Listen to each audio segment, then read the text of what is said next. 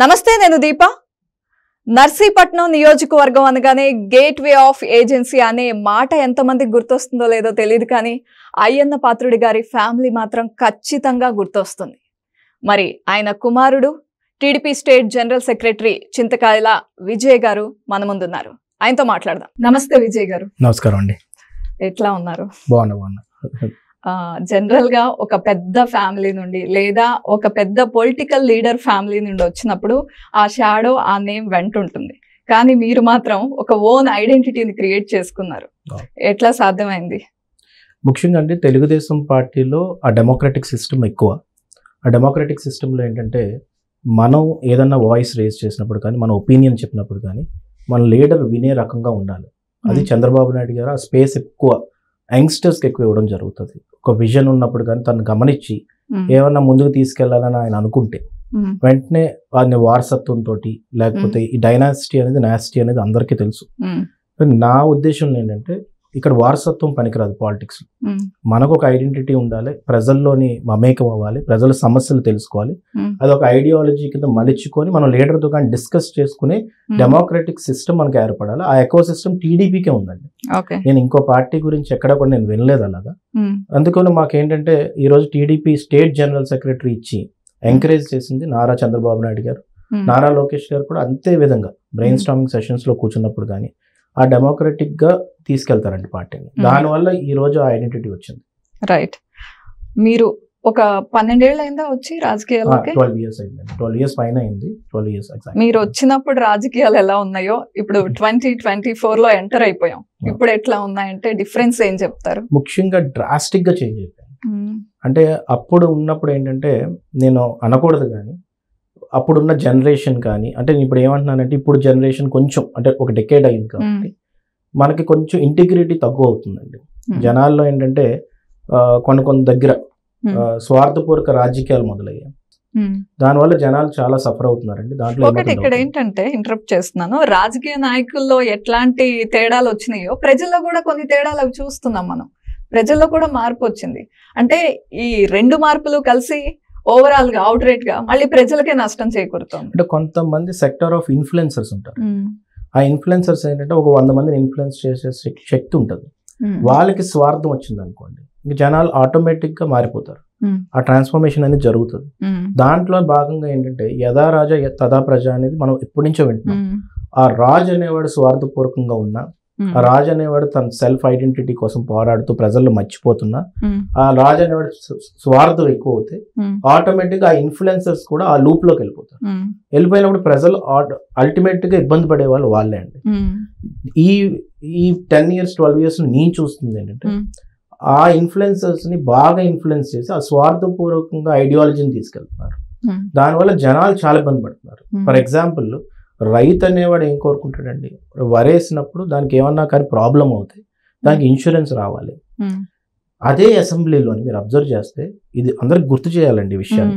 Agriculture minister మేము insurance కట్టేసామని అబద్ధం ఆడాడండి. అబద్ధం ఆడితే ఫస్ట్ టైం మీరు హిస్టరీలో ఎప్పుడూ లేనిది చంద్రబాబు నాయుడు గారు పైకి లెగిసి తన బెంచ్ దగ్గర నుంచి ఒక సవాల్ చేశారు. నువ్వు ఇన్సూరెన్స్ కట్టిన డాక్యుమెంట్ కానీ చూపెడితే నేను ఇప్పుడే అపోజిషన్ లీడర్గా నా ఎమ్మెల్యే పదవికి రిజైన్ చేసేస్తానని పోడియం దగ్గరికి వెళ్ళి కూర్చున్న ఫస్ట్ టైం అండి అది. అసెంబ్లీ హిస్టరీలో, ఆయన పొలిటికల్ హిస్టరీలో పోడియం దగ్గరికి వెళ్ళి కూర్చున్నారు. ఆ అగ్రికల్చర్ మినిస్టర్ అబద్ధం ఆడినప్పుడు తెలిసింది. మన రైతుల పరిస్థితి ఏంటంటే తుఫాన్ వచ్చినా ఏమొచ్చినా రెడ్ కార్పెట్ వేసి పరదాలు పెట్టుకొని ఒక ముఖ్యమంత్రి వెళ్ళి అక్కడ చూడడం రైతులకు ఏమనిపిస్తుంది. అందుకనే పాత సామెత అండి, వరేసుకునే బదులు ఉరేసుకోవాలనే ఉద్దేశాన్ని ఇప్పుడు రైతులకు కలిగిందంటే నేను ఇందాక చెప్తున్న ట్రాన్స్ఫర్మేషన్ అండి. ఆ అగ్రికల్చర్ మినిస్టర్ కూడా బల్లగుద్ది నేను ఇన్సూరెన్స్ కట్టేనన్న అబద్ధాన్ని అంత గట్టిగా చెప్పగలిగిన స్వార్థం అనమాట. ఆ స్వార్థం ఆ ముఖ్యమంత్రికి ఉంది, ఆ అగ్రికల్చర్ మినిస్టర్కి ఉంది. దానివల్ల సఫర్ అయింది ఎవరంటే రైతులు సఫర్ అయ్యారు. సో ఇది జరుగుతుందండి. ఆ డెకేడ్ ముందు ఎలా ఉండేదంటే ఒక మనిషి మాట ఇచ్చాడంటే ఏ పార్టీ అయినా తీసుకోండి, అమ్మో మాట పోతే మేము మీడియా ముందు ఎలాగెళ్ళాలి. హైకోర్టులో జడ్జిమెంట్ వచ్చింది అనుకోండి, ఒక జడ్జి కానీ ఒక లీడర్ని నువ్వు తప్పు చేసావని అన్నారనుకోండి, జడ్జి గారు నన్ను అంత మాట అన్నారా, నేను రిజైన్ చేసేవాళ్ళనేవాడు. ఒక డీజీపీని హైకోర్టు పిలిచి తిట్టారనుకోండి, డీజీపీ రిజైన్ చేసేవారు. ఇప్పుడు ఏమంటున్నారంటే హైకోర్టు అందా అంటే అన్ని ఏముంది, అది ఆర్డరే కదా, పోయేదే ఉంది అలా మాట్లాడుతున్నారు. సో అది రైట్ మెసేజ్ కాదండి జనాలకి, అది జరుగుతుంది. రైట్. అందరూ విమర్శిస్తున్నారు, వాళ్ళు చేసే తప్పుల్ని ఎత్తి చూపిస్తున్నారు ప్రతిపక్షంలో ఉన్న వాళ్ళు. కాకపోతే చింతకాయల విజయ్ గారు అనే వ్యక్తి మాత్రమే చాలా దూసుకుని ముందుకెళ్తున్నారు. ఏ విషయమైనా వాళ్ళ నోట్లో నుండి ఇలా వచ్చిందో లేదో గట్టిగా కౌంటర్ ఇచ్చే ప్రయత్నం చేస్తున్నారు. ఆ ధైర్యం ఏంటి? ఎప్పుడూ అధినాయకుడు ఎంకరేజ్ చేస్తారని చెప్పారు. కొంచెం క్రాస్ అయ్యి ఎక్కువగా మీరు విమర్శించినప్పుడు ఆయన మిమ్మల్ని పిలిచి ఇంత వద్దు, ఇలా మాట్లాడొద్దు అని చెప్పిన సందర్భాలు ఉన్నాయా? ఆయన ఎప్పుడు ఒక మాట చెప్తారండి, పొలిటికల్గా అంటే హుందాతనంతో ఉండాలి, అబ్యూజివ్ లాంగ్వేజ్ యూజ్ చేయకూడదు, టాపిక్ మీద అనాలిసిస్ చేయాలి, అనలిటికల్గా వెళ్ళాలి, డేటా మీద వెళ్ళాలి. మనం చెప్పిన మాట ఒకసారి బయటకు వచ్చిందంటే అది మనం ఆ మాటకి బానిస కాబట్టి అది వెళ్ళమని చెప్తారు. ఇంకోటి మీరు వ్యాలిడ్ పాయింట్ ఏంటంటే ధైర్యం ఎక్కడి నుంచి వచ్చింది.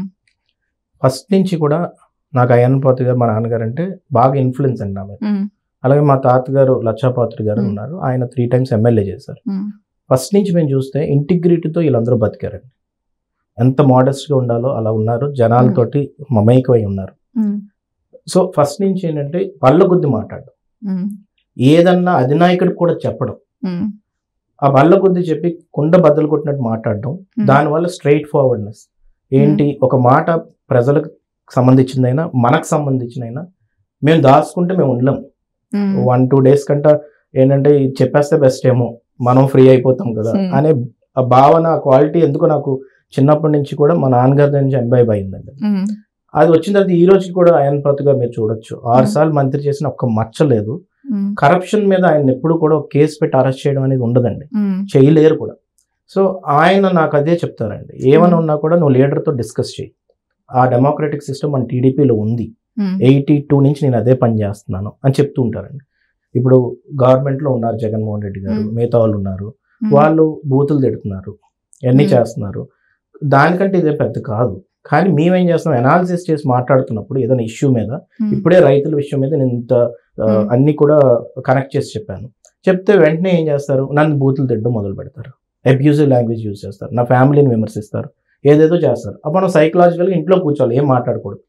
అందుకే ఏంటంటే ధైర్యం చేసి ముందుకెళ్ళాలి. ముందుకెళ్తేనే మనం ఎవరన్నా మాట్లాడితే ఇంకో 5 ఇన్ఫ్లుయెన్స్ అయ్యి వాళ్ళు మాట్లాడతారు. అప్పుడు ప్రభుత్వాన్ని మనం ప్రశ్నించకపోతే, అసలు ప్రశ్న అనేది లేకపోతే సమాధానం దొరకదు అనే ఏకైక ఉద్దేశంతో నేను అదే పని మీద మాట్లాడుతూ వచ్చానండి. ఎన్నో ఇబ్బందులు పెట్టారు, ఈవెన్ మా హైదరాబాద్ హౌస్లో కూడా మా పిల్లల్ని ఇబ్బంది పెట్టారు, వైఫ్ని ఇబ్బంది పెట్టారు, ఎంతో మందిని ఎన్ని ఇబ్బందులు పెట్టినా కానీ అది మాట్లాడుతూ కన్సిస్టెంట్గా వెళ్తూనే ఉన్నాం. అదే స్ట్రెంగ్త్ అండి, టీడీపీలో ఉన్న ఆ సపోర్టే ఇది జరుగుతుంది. కానీ అబ్యూజివ్ లాంగ్వేజ్ మాత్రం ఎప్పుడు నేను అంతే వాడలేదు, వాడితే మాత్రం అధినాయకుడు వెంటనే పిలుస్తారండి. ఆ డిసిప్లినరీ యాక్షన్ అయితే ఉంటుంది మా పార్టీలో, పిలిచి ఇలాంటివి చేయకూడదని చెప్తారు. ఆ సందర్భం అయితే నేను ఇప్పుడు దాకా తెచ్చుకోలేదు. రైట్. అయితే వివేకానంద రెడ్డి గారి హత్య కేసు, దాని మీద రకరకాల ఊహాగానాలు, వీళ్ళు చేశారని వాళ్ళు చేశారని ప్రజల్లో రకరకాలుగా ఉంది. ఇవన్నీ వింటున్నప్పుడు కానీ డాక్టర్ సుధాకర్ గారి విషయం చూశారు, ఇలా కొన్ని విషయాలు ప్రజల్లో వినిపిస్తున్న మాటలు చూసినప్పుడు విన్నప్పుడు భయం లేదా? ఇప్పుడు ఒకటండి, తప్పు చేసింది వాళ్ళు, తప్పు చేయిస్తుంది వాళ్ళు, తప్పు చేసిన వాడిని కాపాడుతుంది కూడా వాళ్ళే. అలాంటప్పుడు మనం ఎందుకు భయపడాలండి? మనం అనాలిసిస్ చేసి ప్రజలకు కానీ చూపెట్టకపోతే, ఎందుకంటే అన్ని కోట్ల మంది ప్రజల్ని ఒక్క స్టేట్మెంట్ తోటి 2 స్టేట్మెంట్తో మోసం చేయగలుగుతున్నాడంటే తను ఎంత మోసగాడు ఉండాలండి జగన్మోహన్ రెడ్డి గారు. ఆ రోజు నేను ఒకటే క్వశ్చన్ అడుగుతున్నానండి, వివేకానంద రెడ్డి గారు హత్య తర్వాత ఆ రోజు పరిణామాలు చూస్తే గుండెపోటు అని చెప్పి విజయసాయి రెడ్డి గారు వచ్చి బయటికి స్టేట్మెంట్ ఇవ్వడం, వెంటనే అవినాష్ రెడ్డి వచ్చి ఏదో స్టేట్మెంట్ ఇవ్వడం, దాని తర్వాత కడపకి ఎయిర్పోర్ట్ ఉన్నా కూడా ఫ్లైట్ తీసుకోకుండా ఇక్కడి నుంచి కార్లో రావడం ముఖ్యమంత్రి గారు, అంటే అప్పుడు అపోజిషన్ లీడర్, అంటే ఇవన్నీ ఏం మెసేజెస్ ఇస్తున్నాయండి? వెంటనే వచ్చి ఆ గుండెపోటు కాదని చెప్పి మళ్ళీ ఇమ్మీడియట్గా చంద్రబాబు నాయుడు గారు హత్య చేయించారు, ఇంకోళ్ళు ప్లాన్ చేశారు. ఇవన్నీ బయట తీసుకొచ్చి వివేకానంద రెడ్డి గారి డాటరే ఢిల్లీలోని ప్రెస్ మీట్ పెట్టి అంత క్లియర్గా చెప్పారు. మొన్న తర్వాత ఇన్వెస్టిగేషన్లో అంత క్లియర్గా చెప్పారు. తర్వాత సిబిఐ కారు డ్రైవర్ని పులివెందుల గెస్ట్ హౌస్ దగ్గర బెదిరించారు. సిబిఐ నాకు తెలుసండి లల్లూ ప్రసాద్ యాదవ్ గారిని అరెస్ట్ చేశారు, పెద్ద లీడర్స్ని అరెస్ట్ చేశారు. ఇక్కడికి అరెస్ట్ చేయడానికి వస్తే అవినాష్ రెడ్డిని కాపాడే విధానం అంటే ఏంటంటే డెమోక్రటిక్ సిస్టంలో, డెమోక్రసీలో, కాన్స్టిట్యూషన్లో సిబిఐ ఒక టూల్. అలాంటి సిబిఐని కూడా ప్రభుత్వానికి సంబంధించిన సెంట్రల్ గవర్నమెంట్కి సంబంధించిన సంస్థను కూడా నువ్వు కడప వస్తే బెదిరించి జనాల చేత ధర్నా చేపించి వాళ్ళ అమ్మగారికి గుండెపోటు వచ్చిందని తనను రక్షించడానికి ముందుకెళ్లారే, మరి హత్య ఎవరు చేశారని జనాలు అనుకోవాలండి. అలాగే కోడికత్తి కూడా ఎంత డ్రామా అని బయట ప్రూవ్ అయిందండి, ఆ వ్యక్తిని బయట రానివ్వట్లేదు. సో ఈ రెండు విషయాల్లోని ప్రతి ఒక్క ఇంటిని మోసం చేశారండి. ఇది తన పర్సనల్ విషయం కాదు, వాళ్ళ బాబాయ్ విషయం అనుకుంటున్నారు తను, లేకపోతే కోడికత్తి అని తనను పొడిచారు అనుకుంటున్నారు. ఆ రెండు ఇన్సిడెంట్లతో 5 years ఆంధ్రప్రదేశ్ వెనక్కి వెళ్ళిపోయింది. మోసం చేశారు జనాలు. ఏమని మోసం చేశారు? ఫస్ట్ పాయింట్లో బాబాయిని చంపింది తెలుగుదేశం వాళ్ళని మోసం చేశారు. నారాసుర హత్య రక్త చరిత్ర అని చెప్పి ఒక ఆర్టికల్ రాశారు, నారాసుర రక్త చరిత్ర అని. అది ఇప్పుడు మేము ప్రూవ్ చేసాం అది రాంగ్ అని. బాబాయిని హత్య చేసినప్పుడు ఏమో మన క్లియర్గా చెప్తున్నారు ఎవరు పొడిచారు ఏంటనేది ఇన్వెస్టిగేషన్లో. అది కూడా జనాలకి ఏం చెప్పారు, చంద్రబాబు నాయుడు గారు చేయించారని చెప్పారు. ఇన్ని అబద్ధాలు ఆడి అధికారంలోకి వచ్చినప్పుడు ఆ వ్యక్తి గురించి ఏమని ఇంటిగ్రిటీ ఉంటుంది, ఏ విధంగా బ్యాక్గ్రౌండ్ తను మనం చూసుకోవాలి.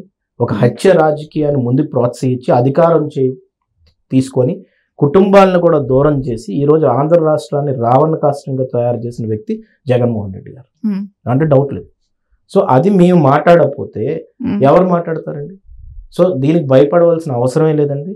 ఎందుకంటే తప్పు చేసింది వాళ్ళు, రేపు శిక్ష అనుభవించవలసింది వాళ్ళు. అయితే భారతీ పే అనే విషయంతో ఎక్కువగా మీరే ప్రచారం చేశారు. టీడీపీ వాళ్ళే దీన్ని ఆ పేరుని వాడుకుని ఆవిడ మీద బురద జల్లే ప్రయత్నం చేశారని గట్టిగా ఫైర్ అయ్యారు వైసీపీ నేతలు. ఆ విషయంలో మీరు కొంతకాలం అజ్ఞాతంలోకి వెళ్ళినట్లుగా కూడా వార్తలు వచ్చాయి. ఏం జరిగింది అప్పుడు? ఇప్పుడు క్లియర్గా నేను చెప్పదలుచుకున్నానండి, అసలు పర్సనల్ విషయాల మీద కూడా వెళ్ళే అవసరం మాకు లేదు. భారతి గారి మీద విమర్శించేసి భారతి గారి మీద ఏదో మాట్లాడేసి ఆ విధంగా వెళ్ళవలసిన అవసరం మాకు లేదండి. ఇక్కడ ఏం జరుగుతుందండి అంటే, నేను మొత్తం ప్రొసీజర్ చూస్తున్నప్పుడు సోషల్ మీడియాలో కొన్ని అక్కడ వాళ్ళు హైర్ చేసుకున్న కొంతమంది కన్సల్టెంట్స్ వాళ్ళు ఏం చేస్తున్నారంటే ఇలాంటి ప్రాసెస్ బయట తీసుకురావడం, వాళ్ళు ఫేక్ హ్యాండిల్స్ మీద వెళ్ళడం. నేను ఒకటి బయట పెట్టానండి, సుప్రీత్ చౌదరి అని ఒక హ్యాండిల్ పెట్టారు. ఒక క్రికెటర్ తెలుగువాడు ఎవరో వెళ్ళి అక్కడ ఆడి గెలిచినప్పుడు, నేను పేరుతో చెప్పదలుచుకోలేదండి, ఆ క్రికెటర్ కింద ఏమో మీ కమ్మ కాప ఇలాగా గొడవలు పెట్టడం, క్యాస్ట్ డివైడ్ చేయడం. అమలాపురంలో కూడా ఈ ఇన్సిడెంట్స్ జరిగాయండి. అలాగే ఏం చేస్తారంటే వీళ్ళు క్యాస్ట్ని ఇన్స్టిగేట్ చేయడానికి కొన్ని ప్రొసీజర్స్ ఉన్నాయి, వాళ్ళకి కొన్ని ఫేక్ అకౌంట్స్ క్రియేట్ చేస్తారు. దానికి మనం లెటర్స్ ఒక కులం మీద ఆ కులాన్ని ఇది చేస్తూ వాళ్ళు ఆ కులం వాళ్ళకి చెందిన వాళ్ళుగా ప్రమోట్ చేస్తూ ఫేక్ అకౌంట్. అది జగన్మోహన్ రెడ్డి గారికి చాలా ఇష్టం అండి, నేను ఓపెన్గా చెప్తున్నాను. ఏంటంటే ఉత్తరాంధ్ర రాయలసీమ కొట్టుకోవాలి, రాయలసీమ గుంటూరు కృష్ణా కొట్టుకోవాలి. కృష్ణా వాళ్ళ దాంట్లోని కమ్మాసే ఉన్నారు, అందుకే ఆ క్యాపిటల్ కమ్మ క్యాపిటల్ అంటారు. ఈ విధంగా క్యాస్ట్ల మధ్యలోని మొత్తం కులాల మధ్యలో గొడవలు పెట్టి ఓటు కన్సాలిడేట్ చేసుకోవాలన్న ఆలోచన విధానంతోనే 2019లో ఆయన గెలిచాడు. ఈ రోజు అలాగే భారతీ గారి మీద వాళ్ళే పోస్ట్ చదువుతారు, వాళ్ళే తయారు చేసి ఫేక్ అకౌంట్స్తో పెట్టి ఏం చేస్తారంటే, నన్ను సిఐడి ఇన్వెస్టిగేషన్ పిలిచినప్పుడు నేను ఒకటే క్వశ్చన్ అడిగానండి. ఇది చాలా విచిత్రంగా ఉందండి. భారతీ పే అనేది వైసీపీ వాళ్ళే ప్రచారం చేస్తారు, వాళ్ళే చేస్తారండి. నేను చెప్తున్నాను కదా, రాసుకోండి. షర్మిల గారి మీద వాళ్ళే పెడతారు. విజయమ్మ గారు ఏమో మెయిన్ సభలో, ప్లేనరీ సభలోని ఏం మాట్లాడారు ఒకసారి చూడండి. దాంట్లో ఆమె ఏం మాట్లాడారంటే, నా మీద ఈ ఫేక్ లెటర్ రిలీజ్ చేశారు, రైట్, ఈ ఫేక్ లెటర్ని నేను తట్టుకోలేకపోతున్నాను, ఇలాంటి ప్రచారాలకి నేను తావు ఇవ్వకుండా ఉండడానికి నేను రిజైన్ చేస్తున్నానని ఒక లెటర్ చూపెట్టాను. ఈ రోజు నేను చెప్తానండి, బల్ల కొద్దీ ఆ లెటర్ రిలీజ్ చేసింది వైఎస్ఆర్సీపీ సోషల్ మీడియా వల్లే. క్లియర్ కనబడుతున్నాయి నాకేంటంటే, ఫస్ట్ నుంచి నేను అబ్జర్వ్ చేస్తున్నప్పుడు కొన్ని దగ్గర ఇవన్నీ కనబడుతున్నాయి. నేను సిఐడి వాళ్ళు నన్ను ఇన్వెస్టిగేషన్ పిలిచారు, నేను అన్నాను అది ఎవడ చేసినా కానీ అది తప్పే, నేను కాదన్నా. కర్ణాటకలో సీఎం పే అని వదిలారు, ఇక్కడ భారతీ పే అని వదిలారు. వదిలి ఏం చేశారు, ఆ మీద ప్రచారం వాళ్ళు స్టార్ట్ చేశారు, ఫేక్ అకౌంట్స్తో స్టార్ట్ చేశారు. వాళ్ళు అన్నారు నాతోటి, ఎక్కడో కొన్ని అకౌంట్స్ కింద కామెంట్స్ ఏ హ్యాండిల్ అయితే వాళ్ళు పోస్ట్ చేశారు కామెంట్స్ చేశారండి అన్నారు. నేను అన్నాను, కామెంట్స్ చిరంజీవి గారి కింద నేను చేస్తాను, లేకపోతే రజనీకాంత్ గారి కింద నేను చేస్తాను, లేకపోతే అమితాబ్ బచ్చన్ గారి కింద చేస్తాను, ఎలన్ మాస్క్ కింద కూడా నేను కామెంట్ చేస్తాను, ఎవడో చేస్తాడు అంటే వాళ్ళకి నాకు ఎలా సంబంధం ఉంటుందండి అని అడిగాను. నేనేమన్నానంటే, మీకు ఆ కెపాసిటీ ఉంటే, క్యాపబిలిటీ ఉంటే ఆ ఫేక్ అకౌంట్ మనుషులను పట్టుకోండి, అంతేగాని ఎవరి మీద పడితే వాళ్ళ మీద పడిపోవడం ఇవన్నీ చేయొద్దు. ఇప్పుడు విజయమ్మ గారి మీద ఎందుకు ఇన్వెస్టిగేషన్ చేయట్లేదు మరి, ఆ ఫేక్ లెటర్ రాసిన వాళ్ళు? సో ఇలాంటి కథలు మా దగ్గర చేయొద్దండి. మేము ఒకటే క్లియర్గా నేను పోలీస్ ఆఫీసర్స్ కూడా నేను క్లియర్గా చెప్పడం జరిగింది. ఏది పడితే అది తీసుకొచ్చి ఒకరి మీద విమర్శించేసి ఒకరి మీద పెట్టి ఎగ్జాంపుల్ కింద జనాలకు చూపెట్టి ఫియర్ ఫ్యాక్టర్ని తీసుకొచ్చి జనాలను భయపెట్టాలనే విషయం మీద మాత్రం మీరు ఆలోచించొద్దు. ఇవన్నీ ఏంటంటే అండి, ఓపెన్గా చెప్తున్నాను, ఈ ఇష్యూస్ అన్నీ ఏంటంటే ఒక థ్రెడ్లా తయారు చేసి విజయ్ అనే వ్యక్తి మీద కానీ పడితే జనాలు ఎవ్వరూ మాట్లాడకూడదు. ఈ ఫియర్ ఫ్యాక్టర్ని సృష్టించడానికి ఇవన్నీ తీసుకొచ్చి వాళ్ళు ఈ మెకానిజం మొత్తాన్ని కూడా తయారు చేస్తారు. అంతేగాక ఇంకోటి ఏం ఉండదండి దీంట్లో. ఇదంతా డైవర్షన్ మెకానిజం. పోలీసులు ఇన్వెస్టిగేషన్ పిలిచినప్పుడు బయటకు వచ్చి విడుదల రజనీ గారు గట్టిగా ఫైర్ అయ్యారు. టీడీపీకి కుసంస్కారం ఉంది, మీకు తెలీదా? టీడీపీ వాళ్ళే ఇలా మహిళల్ని అగౌరవపరుస్తూ మాట్లాడతారు అని. మీ పార్టీలో నుండే వెళ్ళారు ఆవిడ. మరి పార్టీ గురించి తెలిసినట్టుగా మహిళలకు మర్యాద లేదు అన్నట్లుగా మాట్లాడారు. ఆమె డైరెక్ట్గా మీరు నాటిన మొక్కేసారి నేను అంది స్టేజ్ మీద. చంద్రబాబు నాయుడు గారు మహానాడులో ఆమె అక్కడికి వెళ్ళారు. వెళ్ళిన తర్వాత ఈరోజు వాళ్ళకి స్క్రిప్ట్ వస్తుందండి, మీకు ఓపెన్ చెప్తున్నాను. ఆ స్క్రిప్ట్ని బట్టి వాళ్ళు మాట్లాడతారు. ఆమె ఇంటెన్షన్ కూడా అదే ఉండుంటే నేను ఒకటే అడుగుతుందంటే, అంబటి రాంబాబు గారు కానీ అక్కడ ఒక వేస్ట్ ఫెలో వంశీ ఉన్నాడు, తన కానీ ఎవరన్నా కానీ మా ఫ్యామిలీ గురించి కానీ, అంటే మా ఫ్యామిలీ అంటే టీడీపీ కుటుంబం అనుకుంటున్నాను. ఇప్పుడు వంశీ గారి ఫ్యాన్స్ దండయాత్రకు వస్తారు. ఏదైనా ప్రాబ్లం, నాకేం ప్రాబ్లం లేదండి. ఎందుకంటే తను ఏదైనా తప్పు మాట్లాడినప్పుడు తప్పు అని చెప్పడంలో తప్పులేదు. నేనేమైనా తప్పు మాట్లాడితే నా తప్పు అని చెప్పడంలో తప్పులేదు. నేను వేస్ట్ ఫెలో ఎందుకన్నానంటే, ఆడవాళ్ళని సంస్కరించాలి, సంస్కారం ఉండాలండి, తనకి అభిమానించాలి, వాళ్ళు గౌరవించాలి. అది ఎన్టీ రామారావు గారు నేర్పించింది. నిజంగా వాళ్ళు ఎన్టీఆర్ ఫ్యాన్స్ అయి ఉండుంటే, లేకపోతే టీడీపీ బ్లడ్లో పుట్టుండుంటే, ఇక్కడే పెరుగుండుంటే, ఆ సంస్కారం అయితే వాళ్ళకు ఉండదండి. నాకు చాలా అగ్రెసివ్గా ఎక్కడ తయారవుతానంటే, నేను ఎప్పుడైనా మాట్లాడుతున్నప్పుడు ఆడవాళ్ళ గురించి కానీ మహిళల గురించి కానీ ఏదన్నా తప్పుడు మాటలు మాట్లాడితే, ఏ నిజం లేని దాన్ని ప్రచారం చేయడం, మా కుటుంబం గురించి మాట్లాడడం. నేను మా కుటుంబం అని అంటున్నానండి, ఒక స్పెసిఫిక్గా పేర్లు కూడా నేను చెప్పట్లేదు. ఎందుకంటే మేము టీడీపీలో అలా పెరిగాం, అది దేవాలయంగా భావించాం, మా ఇల్లుగా భావించాం. సో చంద్రబాబు నాయుడు గారి కుటుంబం అయినా మా కుటుంబం అయినా ఎవరైనా మా కుటుంబం గురించి మాట్లాడుతున్నప్పుడు ఈ రజనీ గారు కానీ లేకపోతే ఎవరు మాట్లాడలేదు. నేను ఈరోజు ఏమని చెప్తున్నాను, ఫేక్ పోస్టులు వాళ్ళు వదిలేరని చెప్తున్నాను. ఇక్కడ ఫేక్ పోస్టులా? వంశీ అనేవాడు ఫేక్ పోస్ట్ కాదు కదా. అంబటి రాంబాబు గారు రికార్డెడ్ కదా, అది అసెంబ్లీలో మాట్లాడింది. అప్పుడే కదా చంద్రబాబు నాయుడు గారు లెగిసి ఆయన ఒక ఓత్ తీసుకున్నారు, మళ్ళీ ముఖ్యమంత్రిగా రావాలంటే ఇదని చెప్పి, ఇది కౌరవ సభ అని. ఎందుకు ఇవన్నీ జరిగి దీని గురించి మాత్రం వాళ్ళు మాట్లాడారా? ఒక్క మహిళ బయటకు వచ్చారండి, పోనీ ఒక్క హీరోయిన్ బయటకు వచ్చారు. ఇదే మాట మాట్లాడుతాను, ఒక్క హీరోయిన్ బయటకు వచ్చారా? ఎవ్వరు రాలేదు. కానీ కొన్ని ఇన్సిడెంట్ జరిగినప్పుడు హీరోయిన్స్ అందరూ బయటకు వచ్చారు. ఎందుకంటే రోజా గారి విషయంలోనా మీరు రోజా గారిని అవమానకరంగా బండారు సత్యనారాయణ గారు మాట్లాడారు అని చెప్పి దండయాత్ర జరిగింది. అవునండి. నేనేమంటున్నానంటే, ఒక మహిళ గురించి మాట్లాడినప్పుడు irrespective of caste, creed, religion, irrespective of party, every one has to comfort. అది రికార్డెడ్ గా మాట్లాడినప్పుడు.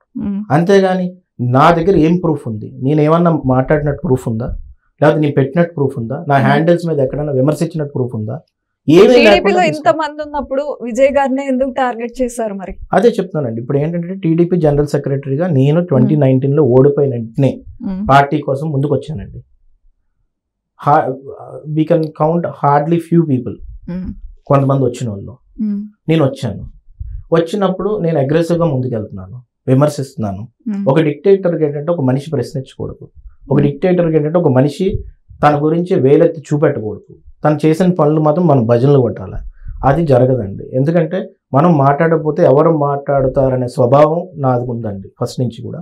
సో అందుకు నేను ఏంటంటే నా మీద టార్గెట్ పెట్టడం, నేను ఇందాకే చెప్పానండి, ఫియర్ ఫ్యాక్టర్ అనే ఒక ఐడియాలజీని వాళ్ళు ఎప్పుడు కూడా పాటిస్తారండి. They will go according to it. ఆ ఫియర్ ఫ్యాక్టర్ని జనాల్లోకి పెనిట్రేట్ చేయడం వాళ్ళ భావన. రంగనాయకం గారు ఉన్నారండి, ఆమె పెద్ద 2019 ఎలక్షన్ అయిపోయిన వెంటనే 2020 ఆమె మీద కేసు పెట్టారు, మీరు కానీ గుర్తుంటే. ఎందుకు? ఇంటలెక్చువల్స్ కూడా మాట్లాడకూడదు, ఫియర్ ఫ్యాక్టర్ జనరేట్ చేయాలి. వాళ్ళకి చెప్పారట ఎవరో ఆఫీసర్ వెళ్ళి, సార్ 65 years పైన సార్, మరీ ఓల్డ్ సార్ అంటే, పర్లేదు తీసుకెళ్ళి కూర్చోబెట్టు. ఇదే మెంటాలిటీ అండి. హనుమంత్ అనే ఒక వ్యక్తి అండి, హ్యాండిక్యాప్డ్ అండి, సబ్ జైల్లో 70 days ఒక వాట్సాప్ ఫార్వర్డ్ చేసినందుకు నాకు ఆ రోజు ఏడుపు వచ్చింది. ఆ వ్యక్తి ఎలా ఉండుంటాడు రా బాబు ఇన్ని రోజులని. అంటే ఏం లేదు, ప్రతి ఒక్కరికి ఒక మెసేజ్ ఇవ్వాలి.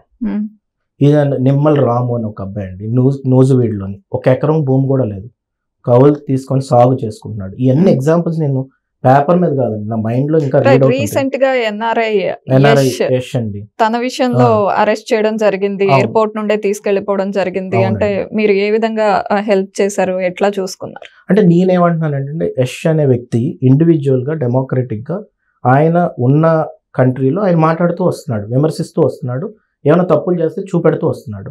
అది కూడా ఇంగ్లీష్లో కూడా కొన్ని వీడియోస్ చేసి ఇండియా మొత్తం వెళ్ళే విధంగా ఆయన మాట్లాడుతూ వస్తున్నారు. ఆయన వచ్చింది వాళ్ళ తల్లిని చూసుకోవడానికి వచ్చారు, వాళ్ళ అమ్మగారిని బాగోలేదు, సర్జరీ అయింది, ఒక సెంటిమెంటల్గా ఆయన వచ్చారు. అది అందరికీ తెలుసండి. ఇప్పుడు ఇన్ఫర్మేషన్ ఆయన గ్యాదర్ చేస్తే వాళ్ళకి తెలియదా అండి? ఏముంది, అమ్మని పోనీ అదే పోలీస్ జీప్లో తీసుకెళ్ళి అమ్మని చూపెట్టి తీసుకెళ్ళొచ్చు కదండి, అంత పగేంటి రాత్రి అలా తీసుకెళ్ళిపోవడానికి? అందుకనే ఒక లీగల్ సిస్టమ్ ఉందండి టీడీపీలోని. చాలామంది లాయర్స్ టీడీపీ సింపథైజర్స్ ఉన్నారు, అందరూ ముందుకు వచ్చారు, ప్రతి ఒక్కరికి సపోర్ట్ చేసాం. ఆ అబ్బాయికి 41 నోటీస్ ఇచ్చి బయటకు వచ్చాకండి. మీరు నమ్మరు, ఎవరికి తెలియని విషయం ఏంటంటే సూర్యాపేట వరకు చేజ్ చేశారండి వైఎస్ఆర్సీపీ కార్లు. అక్కడ మళ్ళీ తెలంగాణ నుంచి కొంతమంది టీడీపీ వాళ్ళు వాళ్ళ అబ్బాయిని తీసుకొచ్చారు హైదరాబాద్, మేమందరం సపోర్ట్ చేసాం. కానీ ఇవన్నీ చూస్తున్న పరిణామాలు ఏంటంటే, నువ్వు ఎవరిని పరిగెట్టించదలుచుకున్నావు? అక్కడ యుఎస్లో కొంతమంది ఎవరెవరో మాట్లాడుతున్నారు వైఎస్ఆర్సీపీ నుంచి కూడా, పేర్లు కూడా నాకు సరిగ్గా తెలియదు. వాళ్ళు ఎవరి మీద యాక్షన్లు ఉండవు, జడ్జిలు తిడతారు, యాక్షన్లు ఉండవు, ఎంక్వైరీలు వేస్తారు, ఏం జరగదు. కానీ ఈ వ్యక్తి అమ్మని చూడడానికి వచ్చినప్పుడు నువ్వు వాళ్ళ తీసుకెళ్ళిపోయి కూర్చోపెట్టడం అనేది ఎంతవరకు రైట్ అనేది వాళ్ళు చూడాలండి. కానీ అన్నిటికీ నేను చెప్తున్నాను కదండి, కంపల్సరీగా దీని పరిణామాలు ఎదుర్కొంటారు. నారా లోకేష్ గారు, చంద్రబాబు నాయుడు గారు మాత్రం ఈ విషయం వార్నింగ్ ఇస్తున్నారా? మీరు అధికారంలోకి వచ్చాక మేము కూడా ఇలాంటివి మీలో ఇలాంటి పనులు చేసే వాళ్ళకి చూపిస్తాం మా సత్తా అని చెప్పబోతున్నారా? నేను అన్నండి, వార్నింగ్ ఇవ్వడానికి నేను ఈ సిస్టంలో ఏంటంటే ఒక వ్యక్తిని అంతే వార్నింగ్ ఇవ్వను. నేను అంటుంది ఏంటంటే కర్మ అనేది ఒకటి ఉంటుందని చెప్తున్నా. కర్మ సిద్ధాంతంలో కర్మ అనేది ఒకటి ఉంటుంది, అది రివర్స్ తగులుతుంది. ఆ సిస్టంలో మెకానిజంని లీగల్గా కదిపే వ్యక్తులు నారా చంద్రబాబు నాయుడు గారు, లోకేష్ గారు అధికారంలోకి వచ్చారు. అందుకని ఆ రెడ్ బుక్ కూడా పట్టుకున్నప్పుడు లోకేష్ గారు ఏమంటున్నారంటే, ఈ రెడ్ బుక్ని కాన్స్టిట్యూషన్ ప్రకారంగా ఏమైతే ఆర్టికల్స్ ముందుకు తీసుకెళ్తాయో ఆ విధంగానే అలా శిక్షించడం జరుగుతుందని ఎన్నిసార్లు మాట్లాడినా అదే చెప్తున్నారు. రైట్. ఆ రెడ్ బుక్ లో విజయ్ గారు ఏమన్నా ఒక పేజ్ క్రియేట్ చేశారా? నాకేమైతే ఇబ్బందులు పడ్డాయి, నా పర్సనల్గా కాదండి, నేను నా పేర్లు ఒక 100 పేర్లు చెప్తానండి. ఇందాక నేను 3 పేర్లు చెప్పాను. అలా రాష్ట్రంలో చాలా మందిని పులివెందుల దగ్గర నుంచి ఇచ్చాపురం వరకు ఎంతమంది ఇబ్బంది పడ్డారో, ఎవరు వాళ్ళు ఇబ్బంది పెట్టారో, ఎవరు ఆఫీసర్లు అది చేశారో అందరి పేర్లు కూడా లిస్ట్ ఉందండి. ఆ లిస్ట్ని మేము ఊరికే వదిలే పరిస్థితిలో ఉండదు. ఎందుకంటే అది నారా లోకేష్ గారి మీద ఇప్పుడు నోటీస్ పంపించారు, మీరు బెదిరిస్తున్నారట పోలీసు. నారా లోకేష్ గారు ఒక్కటే అడిగారు, ఏంటంటే నీ పేరు దేంట్లో ఉందని నీకెలా తెలుసు, నువ్వు ఎలా కంప్లైంట్ ఇస్తున్నావు, అంటే నువ్వు తప్పు చేసావా అని అన్నారు అధికారులు. నిజంగా అంతే కదా, అధికారులు తప్పు చేయలేనప్పుడు వాళ్ళకి భయం ఏంటి? రేపు అధికారంలోకి వచ్చాక అది ఇంప్లిమెంటేషన్ జరుగుతుంది. మేము కూడా ఎవరైతే బాధలు పడ్డారో వాళ్ళ పేర్లు ఇవ్వడం కూడా జరిగింది. అయితే అనకాపల్లి నియోజకవర్గం పార్లమెంట్ విషయానికి వస్తే, లోక్సభ అభ్యర్థిగా టీడీపీ నుండి చింతకాయల విజయ్ గారి పేరు గట్టిగా వినిపిస్తోంది. అంటే లోకేష్ గారి సపోర్ట్ మీకు ఎక్కువగా ఉంది, చంద్రబాబు నాయుడు గారు కూడా మీ వైపే మొగ్గు చూపుతున్నారు అని. ఒకటండి, నేను ఏంటంటే కష్టపడి పనిచేసినప్పుడు, ఒక ఇంటిగ్రిటీతో పనిచేసినప్పుడు, పార్టీకి కూడా కష్టకాలంలో నిలబడినప్పుడు నేను ఒక ఆస్పిరెంట్గా వాళ్ళకి చెప్పడం అయితే నిజమే. వాళ్ళు ఏంటంటే డెమోక్రటిక్ సిస్టమ్, ఇందాక నుంచి నేను ఆ వర్డ్ ఎందుకు వాడుతున్నానంటే, టీడీపీలోని ఆ డెమోక్రసీ ఉంటుంది, ప్రతి ఒక్కరు వాళ్ళ ఉద్దేశాలను చెప్పొచ్చు. నేను ఆ ఉద్దేశాన్ని చెప్పడం జరిగింది. చెప్పిన తర్వాత వాళ్ళు క్లోజ్ ఇవన్నీ కాదండి. ఇక్కడ ఒక సిస్టమ్ ఉంటుంది, హైరార్కీ ఉంటుంది. స్టేట్ ప్రెసిడెంట్ గారు అచ్చెన్నాయుడు గారు ఉంటారు, అలా మిగతా కమిటీస్ ఉంటాయి. వాళ్ళందరూ కూడా డిసైడ్ చేసి, నేను స్టేట్ జనరల్ సెక్రటరీగా ఉన్నాను కాబట్టి నేను ఒక ఆస్పిరెంట్గా నేను ముందుకు నా ప్రొఫైల్ని ఇచ్చుకుంటే వాళ్ళ హైరార్కీ సిస్టంలో వాళ్ళంతా అనాలిసిస్ చేసి ఒక డెసిషన్ తీసుకుంటారు. నేనేంటంటే నాకు అది చేయడం వల్ల నేను నా ప్రాంతానికి అక్కడ పుట్టినవాడిని కాబట్టి, అక్కడే నా పుట్టిన ప్లేస్ ఉంది కాబట్టి, నర్సీపట్నంలోనే నేను పుట్టాను కాబట్టి ఆ 7 నియోజకవర్గాల మీద ఒక అవగాహన ఉందండి. చాలామంది నాన్ లోకల్స్ వచ్చి అక్కడ ఎంపీస్ చేశారు, వాళ్ళకి ఒక అవగాహన ఉండదు.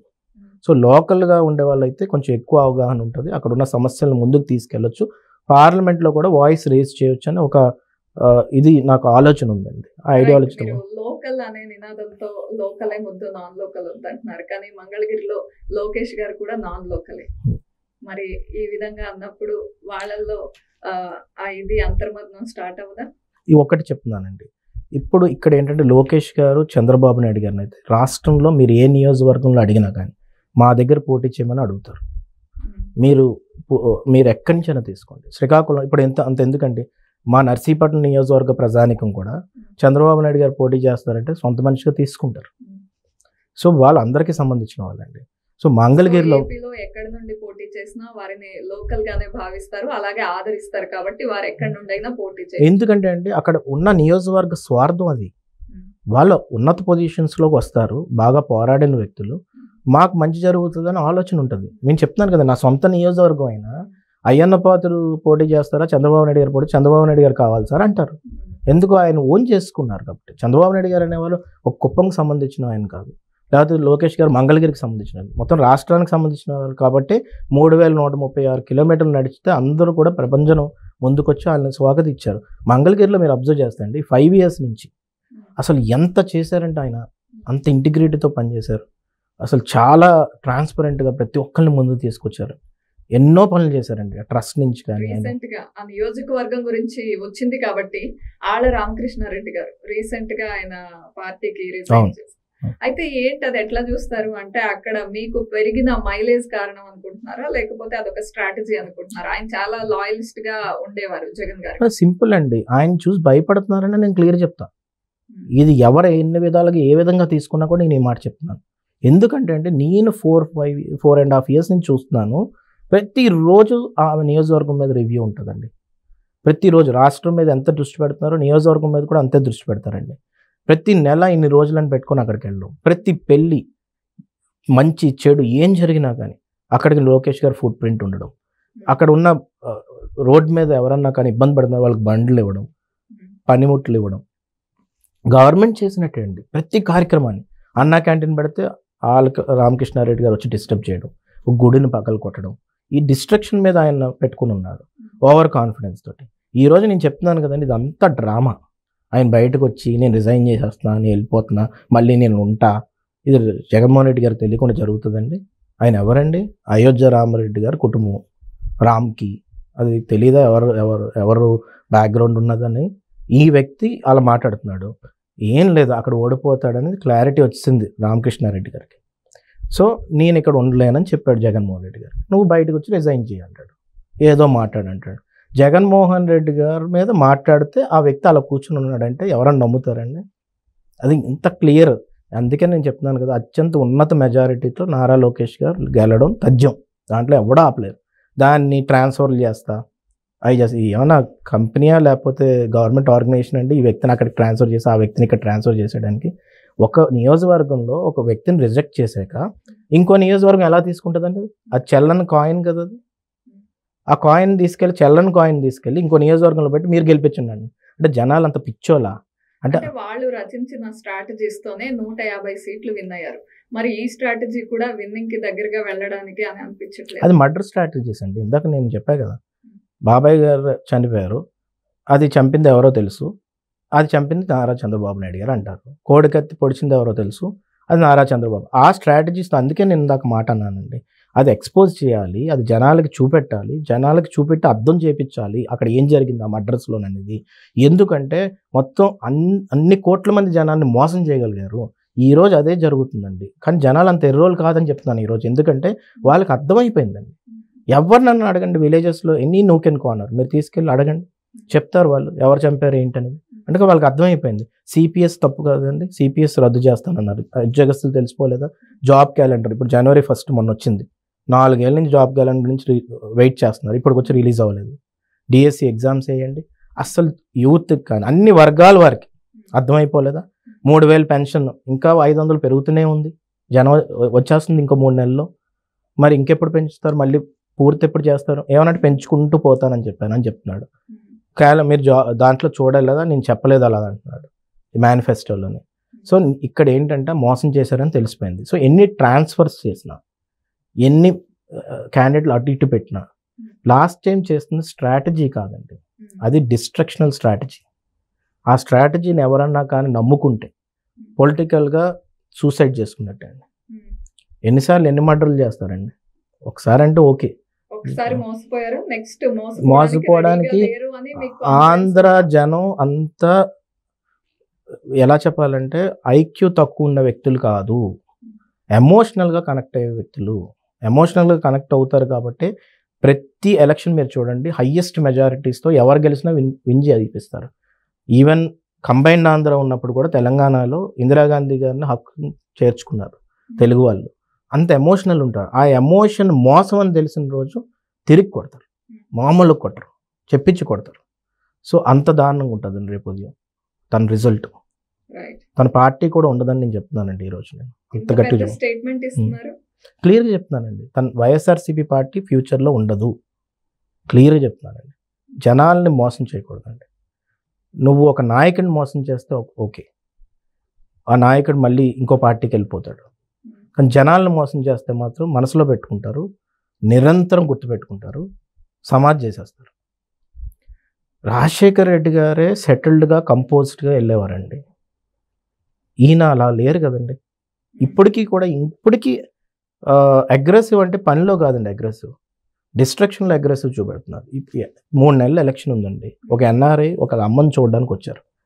అమ్మని చూడడానికి వస్తే వాడు లాక్కొని రండి అనే నేచర్ ఎవరికైతే లీడర్షిప్ ఉంటుందో ఎక్కడైనా తగ్గాలండి. ఆ తగ్గడం అనేది ఆయనకు లేదు. సో డెఫినెట్గా అది డిస్ట్రక్షన్కే దారి తీస్తుంది, అంటే డౌట్ లేదు. అంటే తప్పుగా మాట్లాడితే మేము ఉపేక్షించాం అనే స్టేట్మెంట్ ఇవ్వాలనుకున్నారు. వాళ్ళకి తప్పుగా అనిపిస్తే, తప్పుగా మాట్లాడడం సమాజానికి కాదు, వాళ్ళకి తప్పు అనిపిస్తే అంట. తప్పు అంటే వాళ్ళకి తప్పు అంటే ఏంటంటే, ఇప్పుడు సపోజ్ ఏదైనా పోలవరం ఎందుకు అవ్వట్లేదు అని అడిగాను అనుకోండి, అది తప్పు వాళ్ళకి. అమరావతి ఎందుకు అవ్వట్లేదు అంటే తప్పు. క్యాపిటల్ గురించి ఎవరు మాట్లాడకూడదు. తను ఏం చేసినా కానీ తను చెప్పింది నిజం. రైతుల దగ్గరికి పొలాల్లోకి వెళ్తున్నప్పుడు బురద అంటుకోవాలయా, నేచర్ని ప్రేమించాలంటే నేచర్లోకి నీ కాల్ వెళ్ళాలి. అక్కడ రెడ్ కార్పెట్ వేసి వెళ్ళావంటే అక్కడ నాకు అర్థమైపోవట్లే, ఎవరికైనా అర్థమైపోద్ది. నేనే ఉన్నాను అనుకోండి, మొన్న వరి మొత్తం నాశనం అయిపోయిందని చెప్పి వెళ్ళాను వర్షాల్లో. రైతు ఏమని కోరుకుంటారు, అక్కడ దిగండి సార్ అంటారు. అక్కడ పాము ఉందా ఏముందో అవన్నీ ఆలోచించకూడదు. కొన్ని ఆ రైతు అక్కడ ఉన్నాడు కాబట్టి రైతు మీద నమ్మకంతో మనం దిగాలి లోపలికి. లేదు మధ్యలో ఒక స్క్రీన్ పెట్టుకుంటా, దానికి మళ్ళీ ఒక 2 feet గ్యాప్ ఇచ్చుకుంటా, అక్కడ ఒక బార్కెట్ పెట్టుకుంటా, అక్కడ ఒక 2 feet గ్యాప్ ఇచ్చుకుంటా, ఒక రెడ్ కార్పెట్ వేసుకుంటా, అక్కడ రైతు ఉండాలి. అంటే రైతు చెవంట స్మెల్ కూడా చూడడానికి నీకు ఇష్టపడకపోతే నన్ను లీడర్ ఎలా అవుతాడండి? అది ఇంపాసిబుల్. సో అందుకే నేను చెప్తున్నానండి, నేనేమో ఆస్ట్రాలజీ చెప్పట్లేదు. ఒక లీడర్గా ఇన్ని రోజులు నేను జనాలను చూసిన వ్యక్తిగా మమైకం అయ్యాం కాబట్టి నాకు అనిపిస్తుంది అదండి ఫ్యూచర్లో. నా అభిప్రాయం అండి, ఇది ఎవరి గురించి అనగా. రైట్. అనకాపల్లి విషయానికి వస్తే మీరు అన్నట్టు అంటే ఎవరు ఒప్పుకున్నా ఒప్పుకోకపోయినా లోకల్ గా ఉన్న వాళ్ళకి, లోకల్ గా తిరిగే వాళ్ళకి కొన్ని అడ్వాంటేజెస్ ఉంటాయి. అంటే అక్కడ ఉన్న నియోజకవర్గాల్లో ఏ వనరులు ఉన్నాయి, ఎక్కడెక్కడ ఏం చేయొచ్చు, మీరు అబ్జర్వ్ చేసింది ఏంటి నియోజకవర్గాల్లో? అక్కడ ఒక స్పెసిఫిక్గా యూనిక్గా క్వాలిటీస్ ఉన్నాయండి ఒక్కొక్క నియోజకవర్గానికి. నర్సీపట్నం గేట్వే ఫర్ ఏజెన్సీ అండి. ఏజెన్సీలో మీరు నమ్మరండి, మెడికల్ ప్లాంటేషన్ కానీ, లేకపోతే అక్కడ స్పైసెస్ ఎంత న్యాచురల్గా పెరుగుతాయి అంటే టర్మరిక్ కానీ. ఔషధ మొక్కలు కూడా మీ ఫాదర్ బాగా అవునండి, చాలా ఎంకరేజ్ చేశారు. ఆయన ఫారెస్ట్ మినిస్టర్ చేశారండి. ఫార్చునేట్ ఇనఫ్ ఆయన ఆ టైంలో ఏం చేశారంటే కొన్ని ఫారెస్ట్లో ఆ మొక్కలు వేయించారు. ఎందుకంటే మేము నాన్న అంత లక్కీ అంటే ఈ కేబీఆర్ పార్క్ తయారు చేయడంలో కూడా ఇన్వాల్వ్ అయ్యారు. ఆయన ఫారెస్ట్ మినిస్టర్ అక్కడ ఇప్పటికీ కూడా ఉంటుంది ఇనాగ్రేషన్ స్టోన్. సో ఆయన ఆ టైంలోని మెడికల్ ప్లాంటేషన్ ఇవన్నీ చంద్రబాబు నాయుడు గారు ఎన్నో మీటింగ్స్ పెట్టి ఆయన్ని కూడా ముందుకు తీసుకెళ్లారండి. సో ఆయన గ్రీనరీ మీద అప్పుడు బాగా ఇష్టపడ్డారు. అందుకు అక్కడ ఏంటి ఇంకా ఎంకరేజ్ చేయడం. నా ఉద్దేశంలో అంటే నర్సీపట్నాన్ని ఒక స్పైస్ హబ్ కింద తయారు చేయొచ్చండి ఒక నియోజకవర్గాన్ని. అలాగే మాడుగులో ఉంటుందండి, అల్వా ఫేమస్ అక్కడ. అక్కడి నుంచి ఏంటంటే రిజర్వాయర్స్ ఎక్కువ ఉంటాయండి మాడుగుల్లో. ఆ రిజర్వాయర్స్ గురించి కూడా ఎవరూ పట్టించుకోవట్లేదు. అక్కడ రైతులను మనం ఎంకరేజ్ చేస్తే ఎక్కువ కాంట్రిబ్యూషన్ మన స్టేట్ ఎకానమీకి కూడా ఇవ్వగల శక్తి ఉందండి వాళ్ళకి. ఎందుకంటే అక్కడి నుంచి డైరెక్ట్గా ఏజెన్సీ కనెక్ట్ ఉంటుందండి. అవన్నీ కూడా ఐటీసీ ఇలాంటి కంపెనీస్ వచ్చి గొడౌన్స్ పెట్టుకొని ఆ టర్మరిక్ తీసుకోవడం, ఆ స్పైసెస్ తీసుకోవడం చేస్తున్నారండి. ఎందుకు రైతులే గొడౌన్స్ పెట్టుకోకూడదు? సో అక్కడ ఒక హబ్ కింద తయారు చేసుకోవచ్చండి. అనకాపల్లి ఉందండి, జాగరి, అక్కడ ఏషియాలోనే హయ్యెస్ట్ మార్కెట్ అండి. కానీ అక్కడ షుగర్ కేన్ ఫ్యాక్టరీ క్లోజ్ అయిపోతే ఇప్పుడుకొచ్చి ఎవరు మాట్లాడలేదండి. ఇప్పుడు ప్రజెంట్ ఎంపీ గారు కూడా మాట్లాడలేదండి. ఎందుకు అని అడిగితే ఎవరు మాట్లాడరు. కాబట్టి ఆ షుగర్ ఫ్యాక్టరీస్ని మనం ఓపెన్ చేయడం వల్ల అక్కడ ఉన్న రైతులు కూడా ఒక support first thing. Second thing ఏంటంటే అక్కడ రైతులు ఎవరైనా షుగర్ కేన్ పంట వేస్తున్నప్పుడు పోలీసులు వచ్చి పడిపోతున్నారు. ఎందుకు ఏమని చెప్తున్నారంటే మీరు బ్లాక్ జాగరీ తీసుకొచ్చి నాటు సారాకు హెల్ప్ చేస్తున్నారని చెప్తున్నారు. అంటే నీకు ఇంత పెద్ద దొంగలు మర్చిపోయి ఇవన్నీ వదిలేసి వాళ్ళు పంటల మీదకి వెళ్ళి వాళ్ళు బ్లాక్ జాగరీ ఎవరైతే పంటను వేస్తున్నారో వాళ్ళ మీద పడుతున్నారండి రైతులు. వెనక ఉన్న అజెండా ఏంటి? పోలీసులు వచ్చి వాళ్ళని పంట వేయకుండా అడ్డుకోవడానికి అసలు ఇదంతా వేరేలాగా యూజ్ అవుతోంది బెల్లం అని చెప్పడానికి. నేను ఒక విషయం చెప్తానండి. ఒక లీడర్ అనేవాడు ఒక స్థాయికి వెళ్ళి ఒక పదవి వచ్చిన తర్వాత ఒక ఇండివిజువల్ మీద పగలు తీసుకోకూడదండి. ఇక్కడ ఏంటంటే ఆ రైతు టీడీపీ అయితే పడిపోవడం, ఆ పంట మీదకి వెళ్ళిపోయి నువ్వు నాటు సారాకి హెల్ప్ చేస్తావు అన్నావు చెప్పడం. సో రైతుల మీద కూడా అలాంటి డిఫరెన్స్ చూపెడితే అసలు ఇంకా లీడర్షిప్ ఉండదండి. మరి అక్కడ అమర్నాథ్ గుడివాడ అమర్ ఆయన ఎమ్మెల్యే అక్కడ అనకాపల్లికి, మరి ఆయన ఎందుకు రియాక్ట్ అవ్వట్లేదో నాకు తెలియట్లేదండి. మరి బెల్లం మార్కెట్కి వెళ్ళాలి, ఇప్పటికి వచ్చి వెళ్ళుండ్రు ఆయన. సో కాబట్టి నేనేమంటున్నా రైతులు ఐటీ మినిస్టర్ గా బిజీగా ఉండి ఉంటారు కదా, ఆయన ఎమ్మెల్యే కదండి. ఎమ్మెల్యే ఫస్ట్ ప్రయారిటీ, తర్వాత ఏ మినిస్టర్ అయినా స్టేట్ తర్వాత విషయం. సో ఇక్కడ నేనేమంటున్నానంటే ఆయన బిజీగా ఉన్నారా లేదా అనేది జనాలకు తెలుసు, నేను చెప్పవసరం లేదు. సో ఆయన ఏం పని చేస్తున్నారు, ఎన్ని ఐటీ కంపెనీస్ వస్తున్నాయి అందరికీ తెలుసు. అక్కడ ఉన్న లోకల్ మార్కెట్స్కి వెళ్ళకపోవడం, అక్కడ ఉన్న రైతులతో మాట్లాడట్లేదు, అసలు అది చాలా పెద్ద తప్పు అండి. అది ఒకటి చూసుకోవాల్సిన అవసరం ఉంది. అక్కడ మనం హబ్ కింద తయారు చేయొచ్చు, ఒక జాగరీ హబ్ కింద. అక్కడ ముఖ్యంగా అండి ఏటికొప్పాక అని ఒక ప్రాంతం ఉంది. ఏటికొప్పాక హ్యాండ్మేడ్ టాయ్స్ అండి, ఎడిబుల్ కలర్స్ వాడతారు దానికి, అంటే పిల్లలు నోట్లో కూడా పెట్టుకోవచ్చు. నేను యూఎస్లో చదివాను, వాషింగ్టన్లో. అక్కడ ఏదైనా స్టార్బక్స్ కానీ లేకపోతే ఏదైనా కాఫీ షాప్కి వెళ్తే పక్కన ఏం రాస్తారంటే ఆఫ్రికాలో ఈ చిల్డ్రన్ చాలా బాధపడుతున్నారు, వీళ్ళకి డొనేట్ చేయడానికి మీరు ఒక $1 ఈ ఈ ఈ వాటర్ బాటిల్ కొంటే దానికి డొనేషన్ అవుతుంది అని చెప్తారండి. నేనేమంటున్నానంటే అలా ఎందుకు ప్రమోట్ చేయకూడదు? ఇప్పుడు హ్యాండ్మేడ్ టాయ్స్కి ఎంతో డిమాండ్ ఉంది, దాన్ని ఎందుకు ఒక హబ్ చేయకూడదు? సెంట్రల్ గవర్నమెంట్ స్కిల్ డెవలప్మెంట్ నుంచి చాలా ఫండ్స్ వస్తున్నాయి, దాన్ని తీసుకురావాల్సిన మనిషి ఏడి? ఇప్పుడు ఎలమంచిలో ఇండస్ట్రియల్ హబ్స్ ఉన్నాయండి, మాట్లాడే మనిషి లేడు. సో వాళ్ళందరూ సమస్యలు తీర్చే మనిషి లేరు. అలాగే పెందుర్తి దగ్గర ఫార్మాస్యూటికల్ హబ్ అండి. సో అలా ప్రతి ప్రాంతానికి కూడా, చోడవరం ఉందండి, అక్కడ కూడా మనకి రైతులు బాగా షుగర్ కేన్ ఫ్యాక్టరీస్తో లింక్ అయి ఉంటారు, అవి క్లోజ్ అయిపోయాయి. ఏటికొప్పాక షుగర్ ఫ్యాక్టరీ క్లోజ్ అయిపోయింది. అసలు ఇన్ని జరుగుతున్నాయండి అక్కడ, కానీ ఒక్కళ్ళు మాట్లాడలేదు.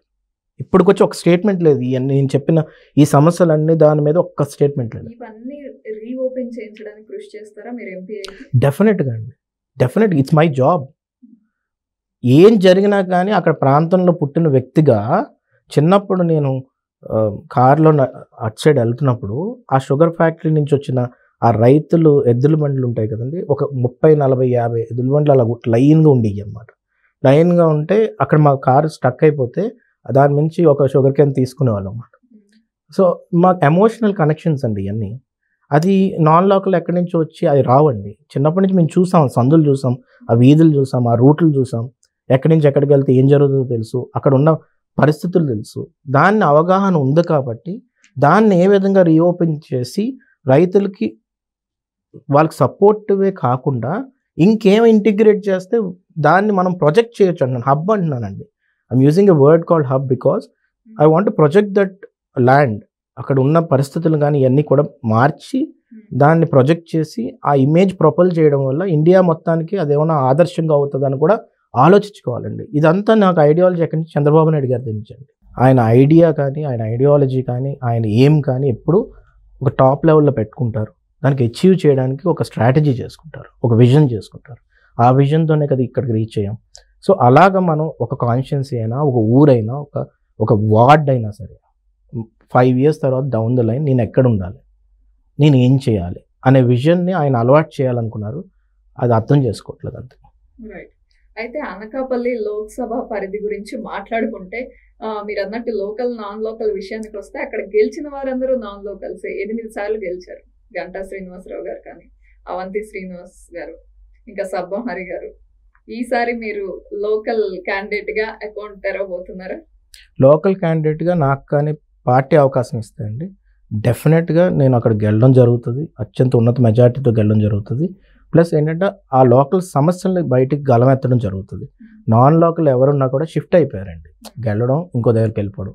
సో దాంట్లో నాకు పార్టీలో ఉండడం కానీ పార్టీ నుంచి గెలవడం కానీ అన్ని స్వార్థపూర్వకంగా వాడుకున్నారు.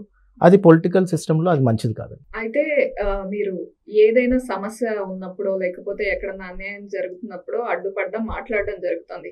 కానీ లోకల్ గా నర్సీపట్నం నియోజకవర్గానికి వస్తే ఉమాశంకర్ గణేష్ గారు ఏదన్నా పొరపాటున ఎక్కడైనా ఏదన్నా చేయబోతే ముందుగానే వెళ్ళి మీరు అడ్డుపడిపోతుండడంతో ఆయన అసలు అక్కడ ఏ అన్యాయము చేయనట్టు ఏ అక్రమాలు చేయనట్టు మీకు మీరే అది ఆయన్ని ప్రమోట్ చేస్తున్నట్టుగా చేస్తున్నారు అనేది ఒకటి ఉంది. అంటే మీరు అన్యాయానికి అక్రమాలకి అడ్డుపడుతున్నా ఆయన అకౌంట్ లో ఆయన చాలా నిస్వార్థంగా పని చేస్తున్నారు అనేది ఆయన అకౌంట్ లో పడుతుంది అనే స్టేట్మెంట్స్ వినపడుతున్నాయి. అంటే మెయిన్ ముఖ్యంగా ఏంటంటే ఆయన ఏం పని చేస్తున్నాడో నాకైతే తెలియదండి. ఆయన ఏం పని చేయట్లేదు. First point on the first place ఏంటంటే ఆయన ఏం పని చేయట్లేదు. ఆయన జగన్మోహన్ రెడ్డి గారిని ఆదర్శంగా తీసుకుంటున్నాడు. ఆదర్శంగా తీసుకొని క్రైమ్ చేయడం కూడా రావట్లా సరిగ్గా. దానికి ఎగ్జాంపుల్ డాక్టర్ సుధాకర్ గారు. డాక్టర్ సుధాకర్ గారు ఏంటండి, ఒక ఎనస్థీషియన్, ఎంతో మందికి సేవ చేశాడు. నా కళ్ళతో నేను చూశానండి, నేనే విట్నెస్, ఎవరో కాదు. ఒక లేడీని, ఒక గర్భిణీ స్త్రీ గవర్నమెంట్ హాస్పిటల్కి నేను తీసుకెళ్తే ఎనస్థీషియన్ నైట్ చాలామంది అంత డెడికేటెడ్గా ఎవరు పనిచేయరండి. ఆయన వచ్చి కమిటెడ్గా ఎనస్థీషియా ఇచ్చి ఆపరేషన్ చేయించాడు.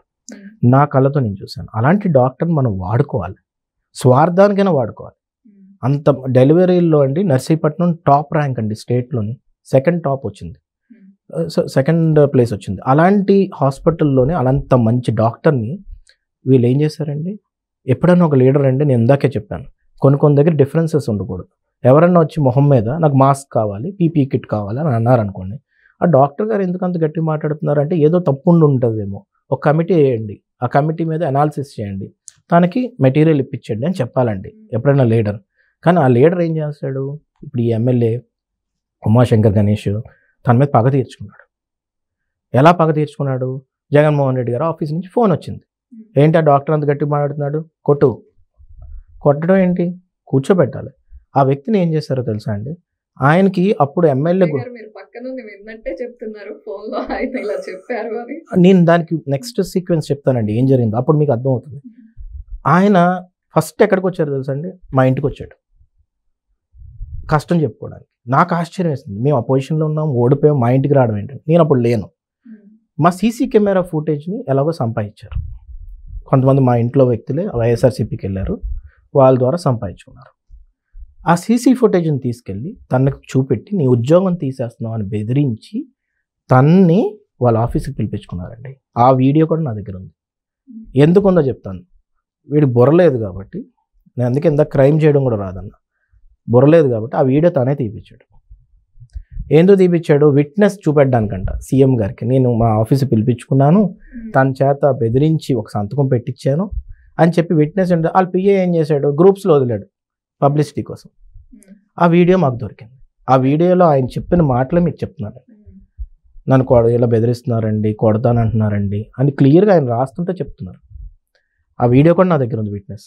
సో ఆ వీడియోలో అలా బెదిరించి అలా చేసి తీసుకెళ్ళిన తర్వాత అక్కడ మనం చూసుకుంటే 1 వీక్లో ఆయన మొత్తం హెయిర్ షేవ్ చేసేసుకొని సైకలాజికల్గా డౌన్ అయిపోయి, అంబేద్కర్ గారు ఇచ్చిన రాజ్యాంగాన్ని నమ్మి నేను ఈ స్థితిలో ఉన్నాను, ఆయన నాకు ఇన్స్పిరేషన్, నా జాబ్ మళ్ళీ నాకు ఇవ్వండి అని బతిమాలుకొని రోడ్డు మీదకి వచ్చి పాపం ఆ కండిషన్లో ఆయన చూస్తే నాకు నిజంగా ఏడుపు వచ్చిందండి ఆ రోజు.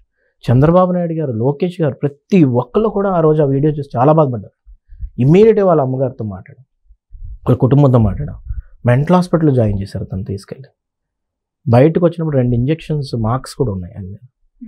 ఇది దుబాయ్ పేపర్స్, ఇంటర్నేషనల్ పేపర్స్లో కూడా వచ్చింది ఆర్టికల్స్. అంటే ఆ స్థితికి నర్సీపట్నం పేరుని చెడగొట్టారు ఈయన. ఎవరు, ఈ ఎమ్మెల్యే.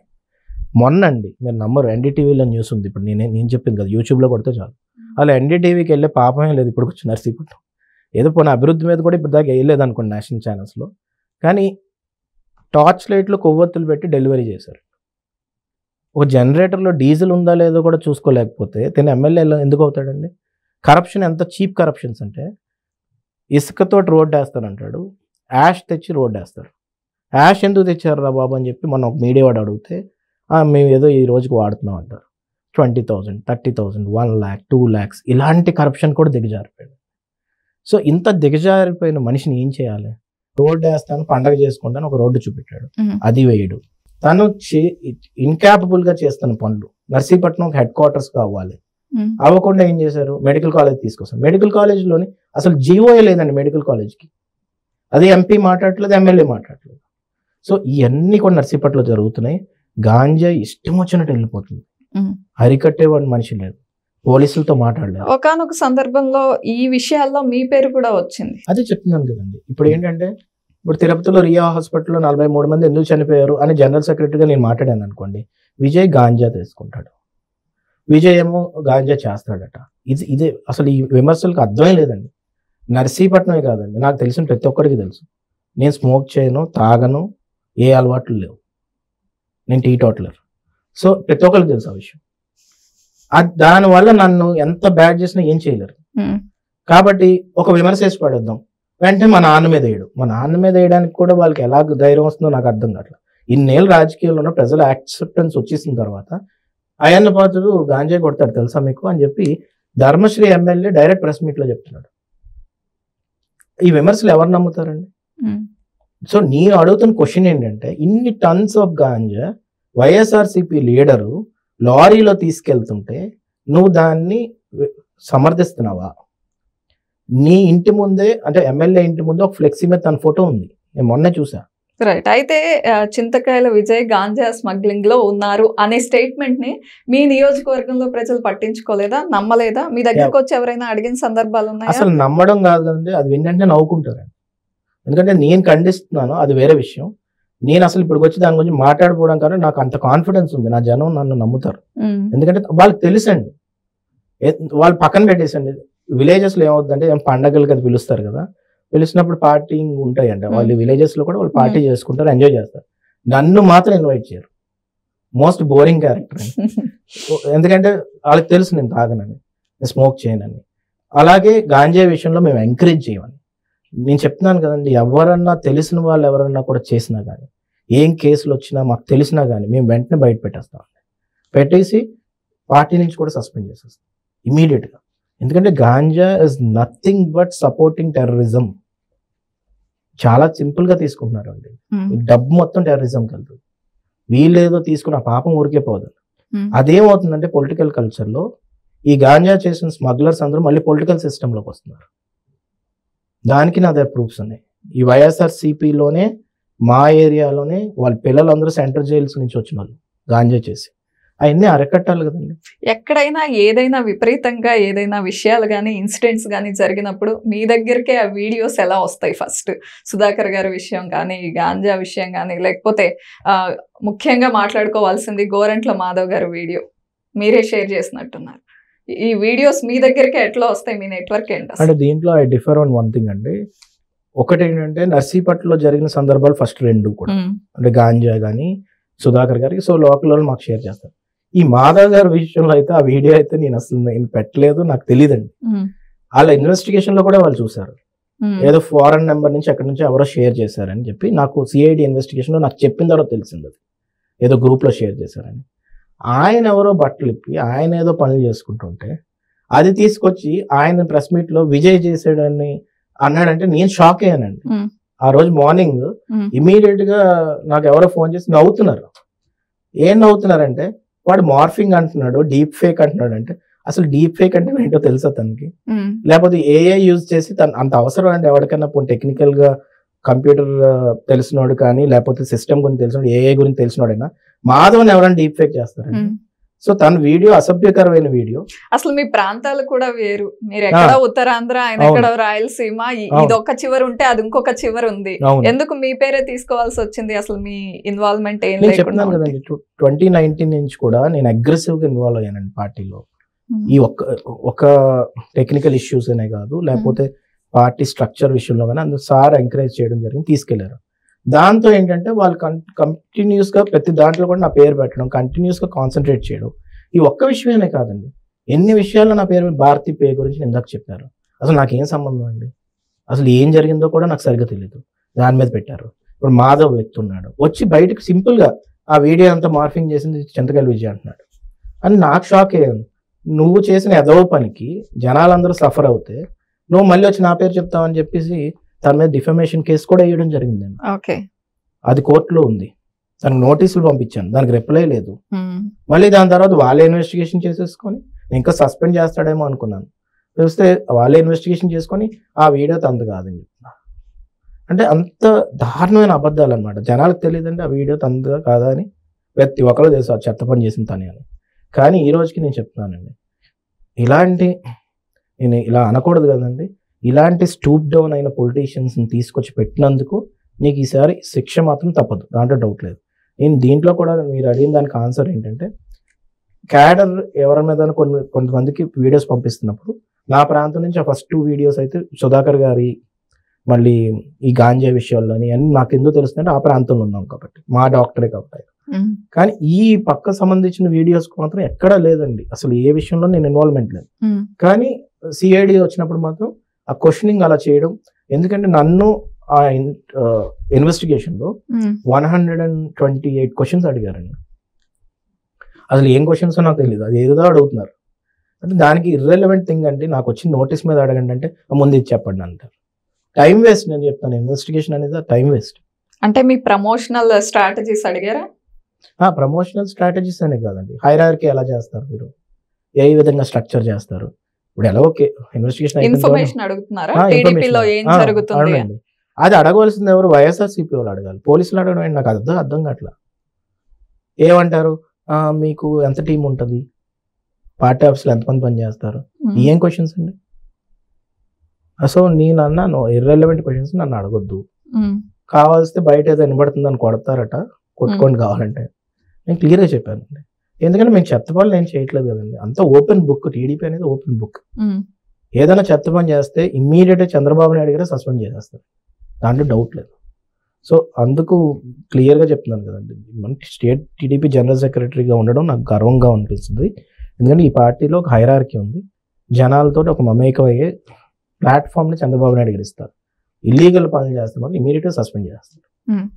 అయితే నర్సీపట్నం నియోజకవర్గం గురించి మాట్లాడినప్పుడు తాండవ రిజర్వాయర్ గురించి మాట్లాడాలి. అయితే ఈ మధ్యన ఏలేరు నది అంటే కాలువని అనుసంధానం చేయడం వల్ల 6,000 ఎకరాలకు మళ్ళీ కొత్తగా సాగు కల్పించినట్టయింది. సాగులోకి వచ్చాయి 6,000 ఎకరాలు అనేది అక్కడ ఉన్న ప్రజల మాట, బయటకు వస్తున్న యాక్టివిటీస్. అయితే అది ఎంతవరకు నిజం?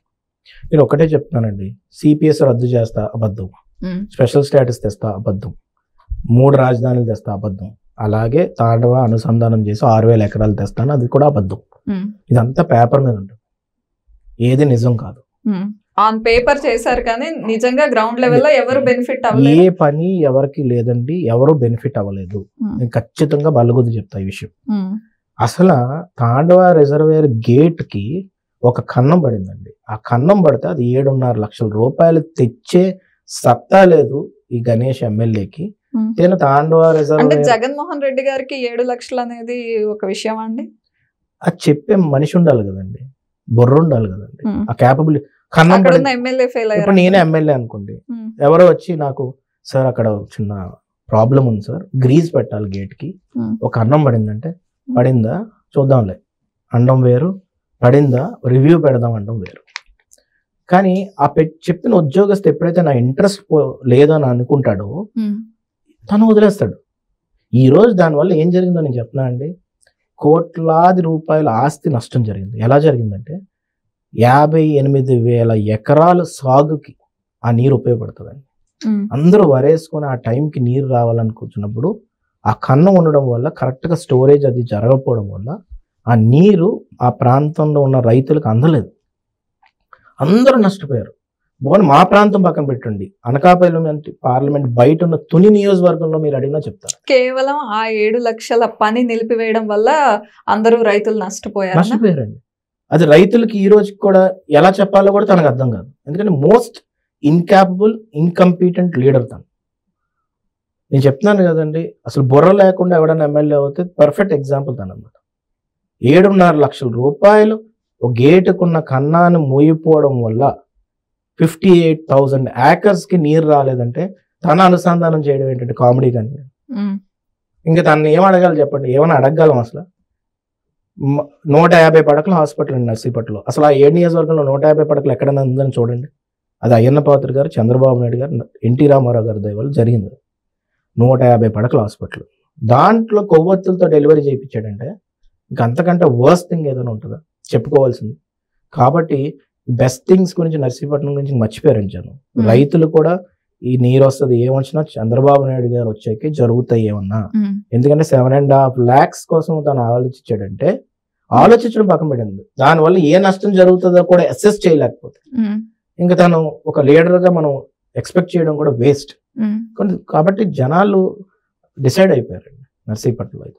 అయ్యన్న పాత్రుడు గారు ఈసారి ఎమ్మెల్యే అవ్వాలి, టీడీపీ గవర్నమెంట్ రావాలి, నర్సీపట్నం ఎట్టి పరిస్థితుల్లో డెవలప్ అవ్వాలి. అంటే అయ్యన్న అంటే అభివృద్ధి అనేది ఎప్పటి నుంచో ఒక స్లోగన్ ఉందండి అక్కడ. అది ఇప్పుడు క్లియర్గా జనాలకు అర్థం అవుతుందండి. సో ఇది మనం అంటే ఇది ఒక్కటే ఏంటంటే ఈ ఎమ్మెల్యే చేసిన తప్పు ఏంటంటే అండి, నిర్లక్ష్యంతో పాటు కరప్షన్ చేస్తున్నారు. ఇప్పుడు మైనింగ్ ఏమైనా దొరికింది అనుకోండి, ఆ మైనింగ్ మీద కరప్ట్ చేశాడు ఫుల్. ఇంకో పెద్ద సర్ప్రైజింగ్ విషయం ఏంటంటే మొన్నే తెలిసింది నాకు ఏంటంటే, రాప్తాడ్ ఎమ్మెల్యేని, అంటే రాయలసీమలో ఉన్న రాప్తాడ్లో ఉన్న ఎమ్మెల్యేని ఒక మైన్ దాని మీద సెటిల్మెంట్కి నర్సీపట్నం తీసుకొచ్చాడు. అది నేను ఎక్స్పోజ్ చేశాను, దాని మీద మాట్లాడలేదు. ఒక క్రషర్ ఏదో ఉంది, దాన్ని తీసుకొచ్చి బెదిరించారని చెప్పి. సో ఈ విధంగా చీప్ కరప్షన్స్ చేసి రేపు గెలవం కాబట్టి ఏదో ఒకలా సంపాదించుకోవాలని ఇంకా కంప్లీట్గా దాని మీద పడిపోయారండి, కరప్షన్. ఇప్పుడు రోడ్ వైడనింగ్ ఏదో అన్నారండి, ఇంకా 3 months ఉంది.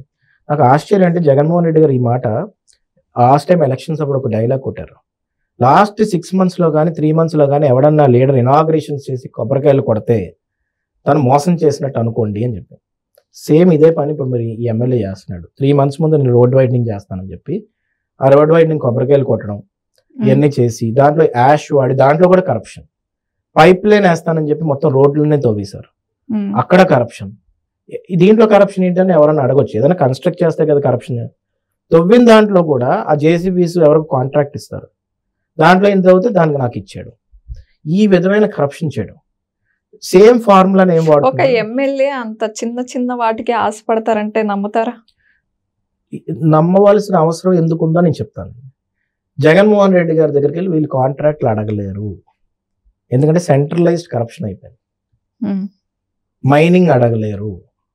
సో వీళ్ళకి మిగిలిన ఏంటి దోచుకోవాలంటే ఇలాంటి చెత్త పనులు అన్నమాట.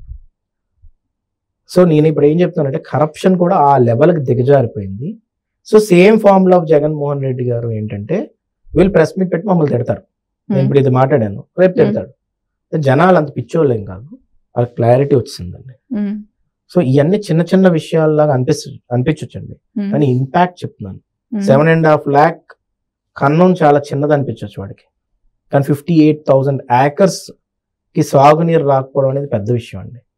సో ఈ ఇంపాక్ట్ ఇలా రిఫ్లెక్ట్ అవుతుంది అనేది అసెస్ చేయగలిగి విజన్ ఉంటేనే తన ఎమ్మెల్యే అవ్వాలి, లేకపోతే ఇంట్లో కూర్చోవాలంటాను నేనైతే. కేవలం మీ ఎమ్మెల్యే వల్లే ఈ నష్టం అంతా జరిగిందా? డెఫినెట్గా అండి, డెఫినెట్గా. దీంట్లో ఏముంది, ఇప్పుడు జనరేటర్లో డీజిల్ లేదు, ఆ గర్భిణీ స్త్రీకి ఆ టైంలో డెలివరీ అవ్వట్లేదు. డెలివరీ చేయాలంటే మాకు జనరేటర్లో డీజిల్ కావాలి, కరెంట్ రావాలంటే నువ్వు ఏం చేయాలంటే ముందే కూర్చొని వారం ముందు రివ్యూ చేయాలి. ఏమో డెలివరీ పేషెంట్స్ వస్తే ఏం జరుగుతుంది, ఏం జరగకపోతుంది అని సూపరింటెండెంట్తో కూర్చోవాలి. అది ఎమ్మెల్యే జాబ్ అండి. రైతులకు రేపు టైం వస్తుంది కదా, ఆ టైంకి సాగునీరు ఇవ్వాలి కదా అని తాండవ కమిటీ చైర్మన్ తో కూర్చొని రివ్యూ చేయాలండి. What is this job? Nothing more than that. అంతేగాని 5 కార్లు కాన్వే వేసుకోవాలి, నేను కరప్ట్ చేయాలి, క్రషర్లు ఎక్కడున్నాయి, మైనింగ్ ఎక్కడుంది, ఇలాగ ఆలోచించేవాడు ఎమ్మెల్యే కాదు. It's clear. రైట్. అయితే ఏపీ కాశ్మీర్ గా పిలువబడుతోంది. లంబసింగి గురించి ఖచ్చితంగా నర్సీపట్నం నియోజకవర్గం గురించి మాట్లాడినప్పుడు మాట్లాడి తీరాలి. పిక్నిక్ స్పాట్ గా ఉంది, ఎంతో మంది వస్తున్నారు. అంటే దాని అభివృద్ధి ఎంతవరకు జరిగింది, ఇంకా ఏమేం చేయొచ్చు అనుకుంటున్నారు? అదే అండి, ఇప్పుడు ఏంటంటే ఈ పాయింట్కి వస్తే అక్కడ ఉన్న నర్సీపట్నం ఇందాకే చెప్పాను ఏజెన్సీ గేట్ వే, అక్కడి నుంచి లంబసింగ్ ఉంది, చింతపల్లి ఉంది, పాడేరు ఉంది, వెనక నుంచి భద్రాచలం కూడా వెళ్ళిపోవచ్చు, ఆ వేస్ ఉన్నాయి, అన్ని బ్యూటిఫుల్ ఫారెస్ట్ ఎన్విరాన్మెంట్ ఉంది బాగా. అలాంటి ఈ లంబసింగ్ ఏంటంటే జగన్మోహన్ రెడ్డి గారు కానీ ఏ స్పీచెస్ లోనే వాడరు. టూరిజం మినిస్టర్ రోజా గారే అనుకుంటాను నాకు తెలిసి, ఆమె ఎక్కడ మాట్లాడదు. ఎప్పుడైనా టూరిజం ఎందుకంత డౌట్ఫుల్ గా చెప్తున్నారు? టూరిజం మినిస్టర్ రోజా గారే అనుకుంటాను అని ఎందుకు మాట అంటున్నానంటే, నాకు నిజంగా ఏ మినిస్టర్ ఏంటో తెలియట్లేదు. యాజ్ ఏ పొలిటీషియన్గా కూడా అంటే అంత ప్రొజెక్షన్ అంతా జగన్మోహన్ రెడ్డి గారి మీద ఉంది. ఏ మినిస్టర్ ఎవరని నువ్వు జనాల్లోకి వెళ్ళి పబ్లిక్ టాక్ తీసుకోండి, నీకు మ్యాక్సిమం పర్సెంటేజ్ చెప్పలేరు. మా పక్కన తునిలో ఉన్నారు కాబట్టి ఆ R&B మినిస్టర్ అని మాత్రం తెలుసు. ఆయన హెల్త్ మినిస్టర్ రజనీ గారు అనే విషయం జనాలకు ఎంతమంది తెలుసో మీరు టాక్ తీసుకోండి. సో ఆ విధంగా ఉంది వీళ్ళు పనితీరు. జోగి రమేష్ ఇల్లు పగలగొట్టినందుకు మినిస్టర్ ఇచ్చారట అని మాత్రం తెలుసు. ఆయన ఏం పని చేస్తున్నారో ఎవరికి తెలియదు. అంబాటి రాము గారు పైప్ తోటి నీళ్లు గట్టిగా వెళ్తాయి కదండి, అలాగే పోలవరంలోని కంపారిజన్ విత్ గార్డెన్ పైప్ తో చేశాడు ఆయన. అందుకు ఇరిగేషన్ మినిస్టర్ అని నాకు తెలుసు. But whatever the work they are doing దానికి క్రెడిట్ ఇవ్వడానికి వాళ్ళ మంత్రులని నాకు తెలియట్లేదు. సో ఈ రోజా గారు కూడా టూరిజం మినిస్టర్కి వస్తే అసలు లంసింగ్ ఎప్పుడైనా వచ్చారా? ఈమె అరకు ఎప్పుడైనా అడుగు పెట్టారా? అసలు అది డెవలప్ చేయాలని మాకు ఆలోచన ఉందా? అక్కడ ట్రైబల్స్ అందరూ కూడా ఎంతో గర్వంగా చెప్పుకున్న ప్రాంతం అది. యాపిల్స్ కూడా పండుతున్నాయి, స్ట్రాబెర్రీస్ పండుతున్నాయి. దాన్ని హబ్ కింద తయారు చేసి దాన్ని ఎందుకు ప్రమోట్ చేయకూడదు? ఎందుకు బెంగళూరు నుంచి హైదరాబాద్ 5-star హోటల్స్ తీసుకొచ్చుకుంటున్నారు కదా, లెట్యూస్ కానీ, క్యాప్సికమ్ కానీ, స్ట్రాబెర్రీస్ కానీ, ఎందుకు లంసింగ్ నుంచి 5-star హోటల్స్కి ఇవ్వకూడదు? అక్కడ రైతులు ఎందుకు ఎంకరేజ్ చేయకూడదు? అసలు ఎప్పుడైనా ఒక రివ్యూ జరిగింది ఇది చెప్పండి. సో లేదు. నేను లంసింగ్ గురించి నేను ఒకటే చెప్తున్నాను, దాన్ని ఇంకా ప్రొజెక్ట్ చేయాలి. అరకు కాఫీని ప్రైమ్ మినిస్టర్ తాగమని చంద్రబాబు నాయుడు గారు ఎందుకు రిక్వెస్ట్ చేయాలండి? జర్మనీ ఎక్కడికి వెళ్ళినా కానీ, ఎక్కడ బిజినెస్ హబ్ సెంటర్స్ ఉన్నా కానీ అక్కడ బస్ స్టాప్స్ మీద కూడా యాడ్ చేసి అరకు కాఫీ తాగండి అని చెప్పేవారు. ఎందుకంటే he wanted to promote that. అలాగే లంసింగ్ కూడా ఒక కాశ్మీర్, అది little Kashmir in Andhra Pradesh. Temperature తగ్గుతుంది, చాలా మంది జనం వస్తున్నారు. కానీ అక్కడ ఉన్న పరిస్థితులు అయితే మాత్రం ఇంకా పెంచవలసిన అవసరం ఉంది. రిసార్ట్స్ కడతానని టీడీపీ గవర్నమెంట్లో స్టార్ట్ చేశారు. టీడీపీ స్టార్ట్ చేసిందా ఆపేయండి. సో ఆ రిసార్ట్స్ కట్టలేదు ఇప్పటికి సరిగ్గా, దానికి ఫెసిలిటీస్ లేవు, ఏమీ లేవు. సో నేనేమంటానంటే అదొక ఫైనాన్షియల్ హబ్ కింద, టూరిజం హబ్ కింద తయారు చేయొచ్చు. అక్కడ ఉన్న లేక్స్ ని కూడా ఐడెంటిఫై చేసి ఏమైనా బోటింగ్ పెట్టొచ్చు, ఊటీలా తయారు చేసి దాంట్లో ఉన్న నుంచి ఇన్కమ్ ఎలా జనరేట్ చేయాలంటే ఈ స్ట్రాబెర్రీస్ కానీ, లెట్యూస్ కానీ, లేకపోతే క్యాప్సికమ్ కానీ ఏదైనా పండిస్తుంటే అవన్నీ కూడా 5-star హోటల్స్ తో MOU చేసుకొని ముందుకు తీసుకెళ్ళొచ్చు. అది ఎవరు కూడా ఇనిషియేట్ చేయట్లేదండి. డెఫినెట్ గా 3 months లో గవర్నమెంట్ వస్తుంది టీడీపీ. అది ఇనిషియేట్ చేయడం బాధ్యత మాదన్నమాట. రైట్, కాన్ఫిడెంట్ గా ఉన్నారు. చాలా కాన్ఫిడెంట్, దాంట్లో డౌట్ లేదు. రైట్. అయితే అయ్యన్న పాత్రుడు గారు అనగానే ఒక మాస్ లీడర్ అనే ఇమేజ్ ఆయనకుంది. ఈ మధ్యన అన్ని పార్టీల్లో వినిపిస్తున్న మాట, ఖచ్చితంగా ఒకరికే ఇస్తాం, ఒక ఫ్యామిలీ నుండి టికెట్, ఇద్దరికి ఇవ్వడం కుదరదు అని. తెలంగాణలో కూడా కొందరి విషయాల్లో చూసాం. మైనంపల్లి హనుమంతరావు గారు వాళ్ళ కొడుకు విషయంలో ఆయన కొంచెం అసంతృప్తిగా ఉండి బయటకు వెళ్ళిపోయారు. ఆయన 2 టికెట్లు ఖచ్చితంగా కావాలి, మేము గెలుస్తాం అని బల్లగుద్ది చెప్పారు. సో మీ విషయానికి వచ్చేసరికి మళ్ళీ అదే ఫార్ములా కనుక టీడీపీలో అంటే ఒక్కరికే ఇవ్వగలం అంటే ఏంటి? నేను ఇందాక ఒక వర్డ్ వాడానండి, డైనాసిటీ ఇస్ నాస్టీ అని. ఆ అభిప్రాయం నాకు ఎప్పటికీ ఉంటుంది. ఒకళ్ళ బిడ్డగా పుట్టి కంటే వాళ్ళ సెల్ఫ్ ఐడెంటిటీ ఉండాలి. దానికి నేను ఏంటంటే కష్టపడ్డాను, చాలా కష్టపడ్డాను. కష్టపడిన విషయం కూడా ప్రతి ఒక్కరికి పార్టీలో తెలుసు. సో దాని మీద నా ఐడియాలజీ ఇది.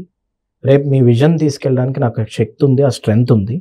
ఒక ఫ్యామిలీగా నన్ను చూడొద్దు, నన్ను ఇండివిజువల్గా భావించండి. పార్టీకి నేను కాంట్రిబ్యూట్ చేస్తాను, సొసైటీకి నేను కాంట్రిబ్యూట్ చేస్తానని క్లియర్గా నేను చెప్పడం జరిగిందండి. అందుకే డెసిషన్ నేను వాళ్ళకు వదిలేశాను. మీరు ఫ్యామిలీకి ఒక టికెట్ ఇవన్నీ కూడా నేను దాని గురించి ఆలోచించట్లేదండి. నేను నాకు సత్తా ఉంది, నేను కష్టపడ్డాను, నాకు ఛాన్స్ ఉంటే ఇవ్వండి అని మాత్రమే అడుగుతున్నానండి. I'm requesting them, this is what my strength sir. మీరు స్వాట్ అనాలిసిస్ చేసుకోండి, ఏమైనా చేసుకోండి, సర్వే చేసుకోండి, ఏదైనా చేసుకోండి. దానికి నేను కరెక్ట్ అనుకుంటే, యాప్ట్ అనుకుంటే, దానికి నేను క్యాపబుల్ అనుకుంటే డెఫినెట్గా నాకు ఇవ్వండి అని నేను అడుగుతున్నాను తప్ప నేను ఇన్సిస్ట్ చేయడానికి నేనేమన్నాను. స్టేట్ జనరల్ సెక్రటరీగా నాకు అడిగే హక్కు ఉంది, అక్కడ ప్రాంతంలో అందరికి తెలిసిన వాడిగా హక్కు ఉంది, కష్టపడ్డాను కాబట్టి అడిగే హక్కు ఉంది. అడిగిన తర్వాత డెఫినెట్ గా వాళ్ళు ఏం అభిప్రాయం చెప్తారనేది మనం వెయిట్ చేయాలి. జనాల్లో అయితే మాత్రం చాలా మందికి నేను అవుతే బాగుంటది అనే దాని మీద వాళ్ళు అనుకుంటున్నారనే సర్వేగా అయితే నాకుంది, కాబట్టి నేను దాని మీద ట్రై చేస్తున్నాను. అయ్యన్న పాత్రుడు గారి దగ్గరికి ఎవ్వరు వెళ్ళినా పార్టీలకు అతీతంగా ఒక వ్యక్తి వెళ్ళాడంటే ఎవరు అని ఆలోచించకుండా వెంటనే పిలిచి కూర్చోబెట్టి మాట్లాడతారు, అది ఆయన స్టైల్. విజయ్ గారు మాత్రం ఆచితూచి సెలెక్టివ్గా మాట్లాడతారు. అనే మాటలు వింటున్నాం. ఎందుకు అంత కేర్ఫుల్ గా అడుగులేస్తున్నారు? నిజమేనా ఈ స్టేట్మెంట్? అంటే నేను ఒకటి చెప్తాను, దీంట్లో కొంచెం నిజం ఉంది, కొంచెం ఎగ్జాజరేషన్ జనాల్లోంచి ఉంది. జనాల్లో ఉండేదే మీరు అడుగుతారు. నాన్న ఏంటంటే బోలా మనిషి అండి. Is open hearted, straight forward. దాంట్లో స్ట్రైట్ ఫార్వర్డ్ నేను కూడా. కానీ నేనేంటంటే నాన్నకి 2-3 సార్లు వెన్నుపోటు జరిగింది. బ్యాక్ స్టాబింగ్ అనేది నాకు ఇష్టం ఉండదు. బ్యాక్ స్టాబింగ్ జరుగుతుందండి, పాలిటిక్స్లో ఉంటుంది, మహాభారతం దగ్గర నుంచి ఉంది, ప్రతి దగ్గర ఉంటుంది. కానీ మా ఫ్యామిలీలోనే బ్యాక్ స్టాబింగ్ జరిగింది.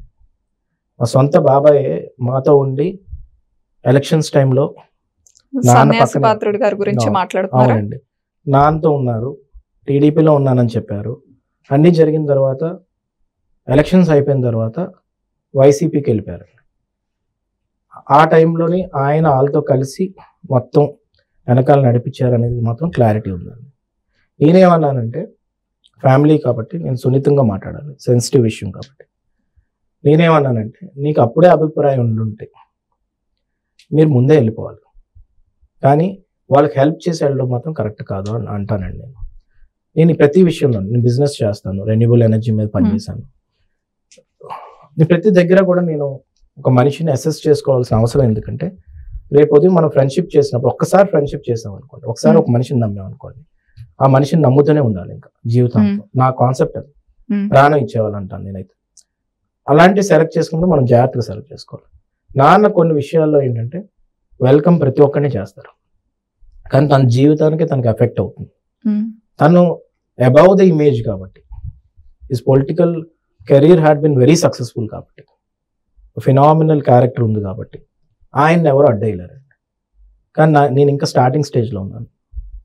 ఆయనకి ఎన్టీ రామారావు గారు, చంద్రబాబు నాయుడు గారు అంత పెద్ద వ్యక్తులు వెనక నిలబడ్డారు. ఆయన అదృష్టం ఎన్టీ రామారావు గారు రెజ్యూమ్లోనే ఆయన 25 years రావడం. కరెక్ట్ గా ఎన్టీ రామారావు గారు పార్టీ పెట్టినప్పుడు ఇంక 25 years, ఆయన ఎమ్మెల్యే అవడం, 26 years మినిస్టర్ అయిపోవడం. అవి ఎలా ఎక్కడ జరుగుతాయి ఆ మిరాకిల్స్? ఓన్లీ ఒక లీడర్ నించున్నప్పుడు జరుగుతాయి. చంద్రబాబు నాయుడు గారు కూడా అంతే, ఎప్పుడు గవర్నమెంట్ వచ్చిన మినిస్టర్ ఇచ్చి ఎంకరేజ్ చేశారు. నేను ఇందాక చెప్పా కేబీఆర్ పార్క్ విషయంలో కూడా. సో ఈ విషయాలన్నీ కూడా ఆయన నిలబడ్డారు కాబట్టి, నా విషయంలో ఏంటంటే నేను కొంచెం జాగ్రత్తగా ఉండకపోతే అదే వెన్నుపోటు మనకు రిపీట్ అవుతుంది. అప్పుడు జనాలు ఏమంటారంటే ఒక్కసారి మోసపోతే పర్లేదండి, 2-3 times మోసపోయాం అనుకోండి, వీడే మోసపోతున్నప్పుడు మాకేం చేస్తాడరా అనుకుంటారు. సో కంపల్సరీగా మనం కొంచెం ఆచితూచి వెళ్ళాలని నా విషయంలో అయితే నాకు క్లారిటీ ఉంది. రైట్. పవన్ కళ్యాణ్ గారి మద్దతుతో జనసేన వచ్చి మీ పార్టీతో కలవడంతో టీడీపీ ఎనర్జీ డబుల్ అయిందా? త్రిబుల్ అయిందండి, డబుల్గా త్రిబుల్ అయింది. నేను ఎందుకు చెప్తానంటే ఈ మాట, ఒక వ్యక్తి కష్టంలో ఉన్నప్పుడు అలా రావడం అనేది చాలా తక్కువ మంది చేస్తారండి. నేను పవన్ కళ్యాణ్ గారిని వ్యక్తిగతంగా కూడా అభిమానిస్తాను. ఎందుకు అభిమానిస్తానంటే కన్సిస్టెంట్గా ఒక పార్టీని ఆ విధంగా నడపడం అనేది చిన్న విషయం కాదు, ఫస్ట్ పాయింట్ అది. సెకండ్ థింగ్ అంటే సినిమాల్లో కూడా డేరింగ్ స్టెప్స్ చేశారు ఆయన, కొత్తగా చూపెట్టడం ఆ జనరేషన్లో, ఇవన్నీ చేశారు. ఇప్పటికీ అలాగే ఫాలోయింగ్ కానీ అన్నీ ఉన్నాయి ఆయనకి. ఎన్ని ఉన్నా కానీ డబ్బు గురించి లెక్క చేయరు. డైరెక్ట్ చంద్రబాబు నాయుడు అరెస్ట్ అయిన నైట్ మేమందరం సిఐడి ఆఫీస్ దగ్గర ఉంటే నేను ఎంత సర్ప్రైజ్ అయిపోయానంటే, నాకు ఒకరికి వచ్చి పవన్ కళ్యాణ్ గారు వస్తున్నారట, నేను షాక్ అయిపోయాను. ఎందుకంటే ఫ్యామిలీ అందరూ రియాక్ట్ అవ్వకముందు ఆయన రియాక్ట్ అయ్యాడు. అలాంటి వ్యక్తికి ఫ్యామిలీ మెంబర్ కింద లెక్కే కదండి. సో అందుకే కదా చంద్రబాబు నాయుడు గారు బయటకు వచ్చిందంటే పవన్ కళ్యాణ్ గారి గురించి మాట్లాడారు.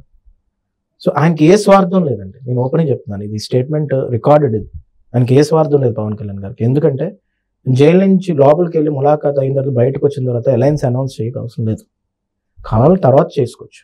కానీ కష్ట సమయాల్లో నేను నిలబడాలని అనౌన్స్ చేశారు. సో అందుకు టీడీపీ క్యాడర్ కానీ టీడీపీ మనుషులు కానీ ఆయన ఓన్ చేసుకున్నారు. అందుకే డబుల్ కాదు త్రిబుల్ అని ఎందుకు అంటున్నానంటే, ఒక ఫ్యామిలీ మెంబర్లా ఓన్ చేసుకున్నాం. రేపు రానున్న రోజుల్లో ఆయన స్టేట్మెంట్లో అన్నారు పవన్ కళ్యాణ్ గారే, 10 ఏళ్ళు దీన్ని కంటిన్యూ చేసుకొని ముందుకు తీసుకెళ్తామని. సో ఇది అభివృద్ధి బాటలో ముందుకెళ్ళడానికి, కాన్స్టిట్యూషన్ కాపాడుకోవడానికి, అంబేద్కర్ గారు ఇచ్చిన రాజ్యాంగాన్ని కాపాడుకోవడానికి ఆయన ఇచ్చిన స్టేట్మెంట్ పర్ఫెక్ట్. అది అడ్మిట్ చేస్తూ మేము అందరం ముందుకెళ్తున్నాం.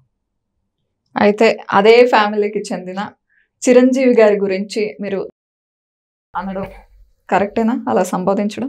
అది 12 years బ్యాక్ జరిగిందండి. నేను ఓపెన్గా చెప్తున్నాను, మీరు అడిగారు కాబట్టి సందర్భం వచ్చింది కాబట్టి చెప్తున్నాను. అది కూడా ఇంకోటి కూడా అనుకోకూడదు మీరు, ఏంటంటే ఈరోజు జనసేన టీడీపీ అలయన్స్ ఉంది కాబట్టి నేను దీని గురించి మాట్లాడుతున్నాను. నాకు 12 years నుంచి ఆ సందర్భం దొరకల మాట్లాడడానికి అని. మీరు అడిగారు కాబట్టి చెప్తున్నాను. ఇది 12 years బ్యాక్ ఓల్డ్ వీడియో అండి. ఇప్పుడు నేను చాలా యంగ్ ఏజ్లో ఉన్నాను. అప్పుడు బెంగళూరులో కొంతమంది పిలిస్తే అక్కడికి నేను వెళ్ళడం జరిగింది. అప్పుడే స్టేట్ డివైడ్ అవుతుంది, కొంచెం అగ్రెసివ్గా ఉన్నాం అందరం. ఏంటి ఇలా రాష్ట్రం విడిపోతుంది ఏంటని. బట్ అదంతా హిస్టరీ. ఇప్పుడు అందరికీ మంచి జరిగింది, okay, leave it aside. Andhra Pradesh మాత్రం చెడిపోయింది. అలాంటి సమయంలో ఏం జరిగిందంటే ఆ అగ్రెసివ్నెస్లోని ఆ వర్డ్ని నేను కొంచెం దొరిలింది నా నోట్లోంచి. నేను అబ్యూజివ్గా ఏం మాట్లాడలేదండి. ఆ ఓటింగ్ వేశారు, ఆ ఓట్ని ఈ విధంగా జరిగింది అని ఆ వర్డ్ వాడానండి. వాడిన తర్వాత నేను దానికి రిపెంట్ అయ్యాను కూడా. నేను ఓపెన్ చెప్తున్నాను, ఎందుకంటే I have high regards on Chiranjeevi గారు అండి. చిరంజీవి గారు మూవీ స్టార్గా ఈ ఫిలిం ఫెటర్నిటీలోని ఒక ఇన్స్పిరేషనల్గా తీసుకోవాల్సిన వ్యక్తి. ఎవరన్నా కొత్త హీరో అవుతే ఆయన ఇన్స్పిరేషన్ తీసుకుని, ఎందుకంటే గ్రౌండ్ లెవెల్ నుంచి కష్టపడి వచ్చారు ఆయన. సో కంపల్సరీగా ఆయన హై రిగార్డ్స్ ఉంది. ఇండియాలోనే అమితాబ్ బచ్చన్ దాటి రెవెన్యూషన్ తీసుకున్న 90sలో ఏకైక స్టార్ ఆయన. అలాంటి వ్యక్తిని ఇన్స్పిరేషన్గా తీసుకోవాల్సిన అవసరం ఉంది. కానీ రాజకీయ పరంగా ఆ రోజు ఉన్న పరిస్థితుల్లో నేను చిన్న వయసులో ఉంది, రాష్ట్రం విడిపోతున్న అగ్రెసివ్నెస్లో నేను ఆ వర్డ్ వాడాను. దానికి వాళ్ళ ఫ్యాన్స్ అందరూ కూడా మనోభావాలు దెబ్బతిన్నాయని చెప్పి చాలా మంది నాకు ఫోన్స్ కూడా చేయడం జరిగింది. ఫోన్ చేసినప్పుడు నా పర్సనల్ వ్యక్తులు చేశారు అని చేసినప్పుడు వాళ్ళకి చెప్పాను, నేను ఏదైనా తప్పు జరిగి ఉంటే ఏమనుకోదు.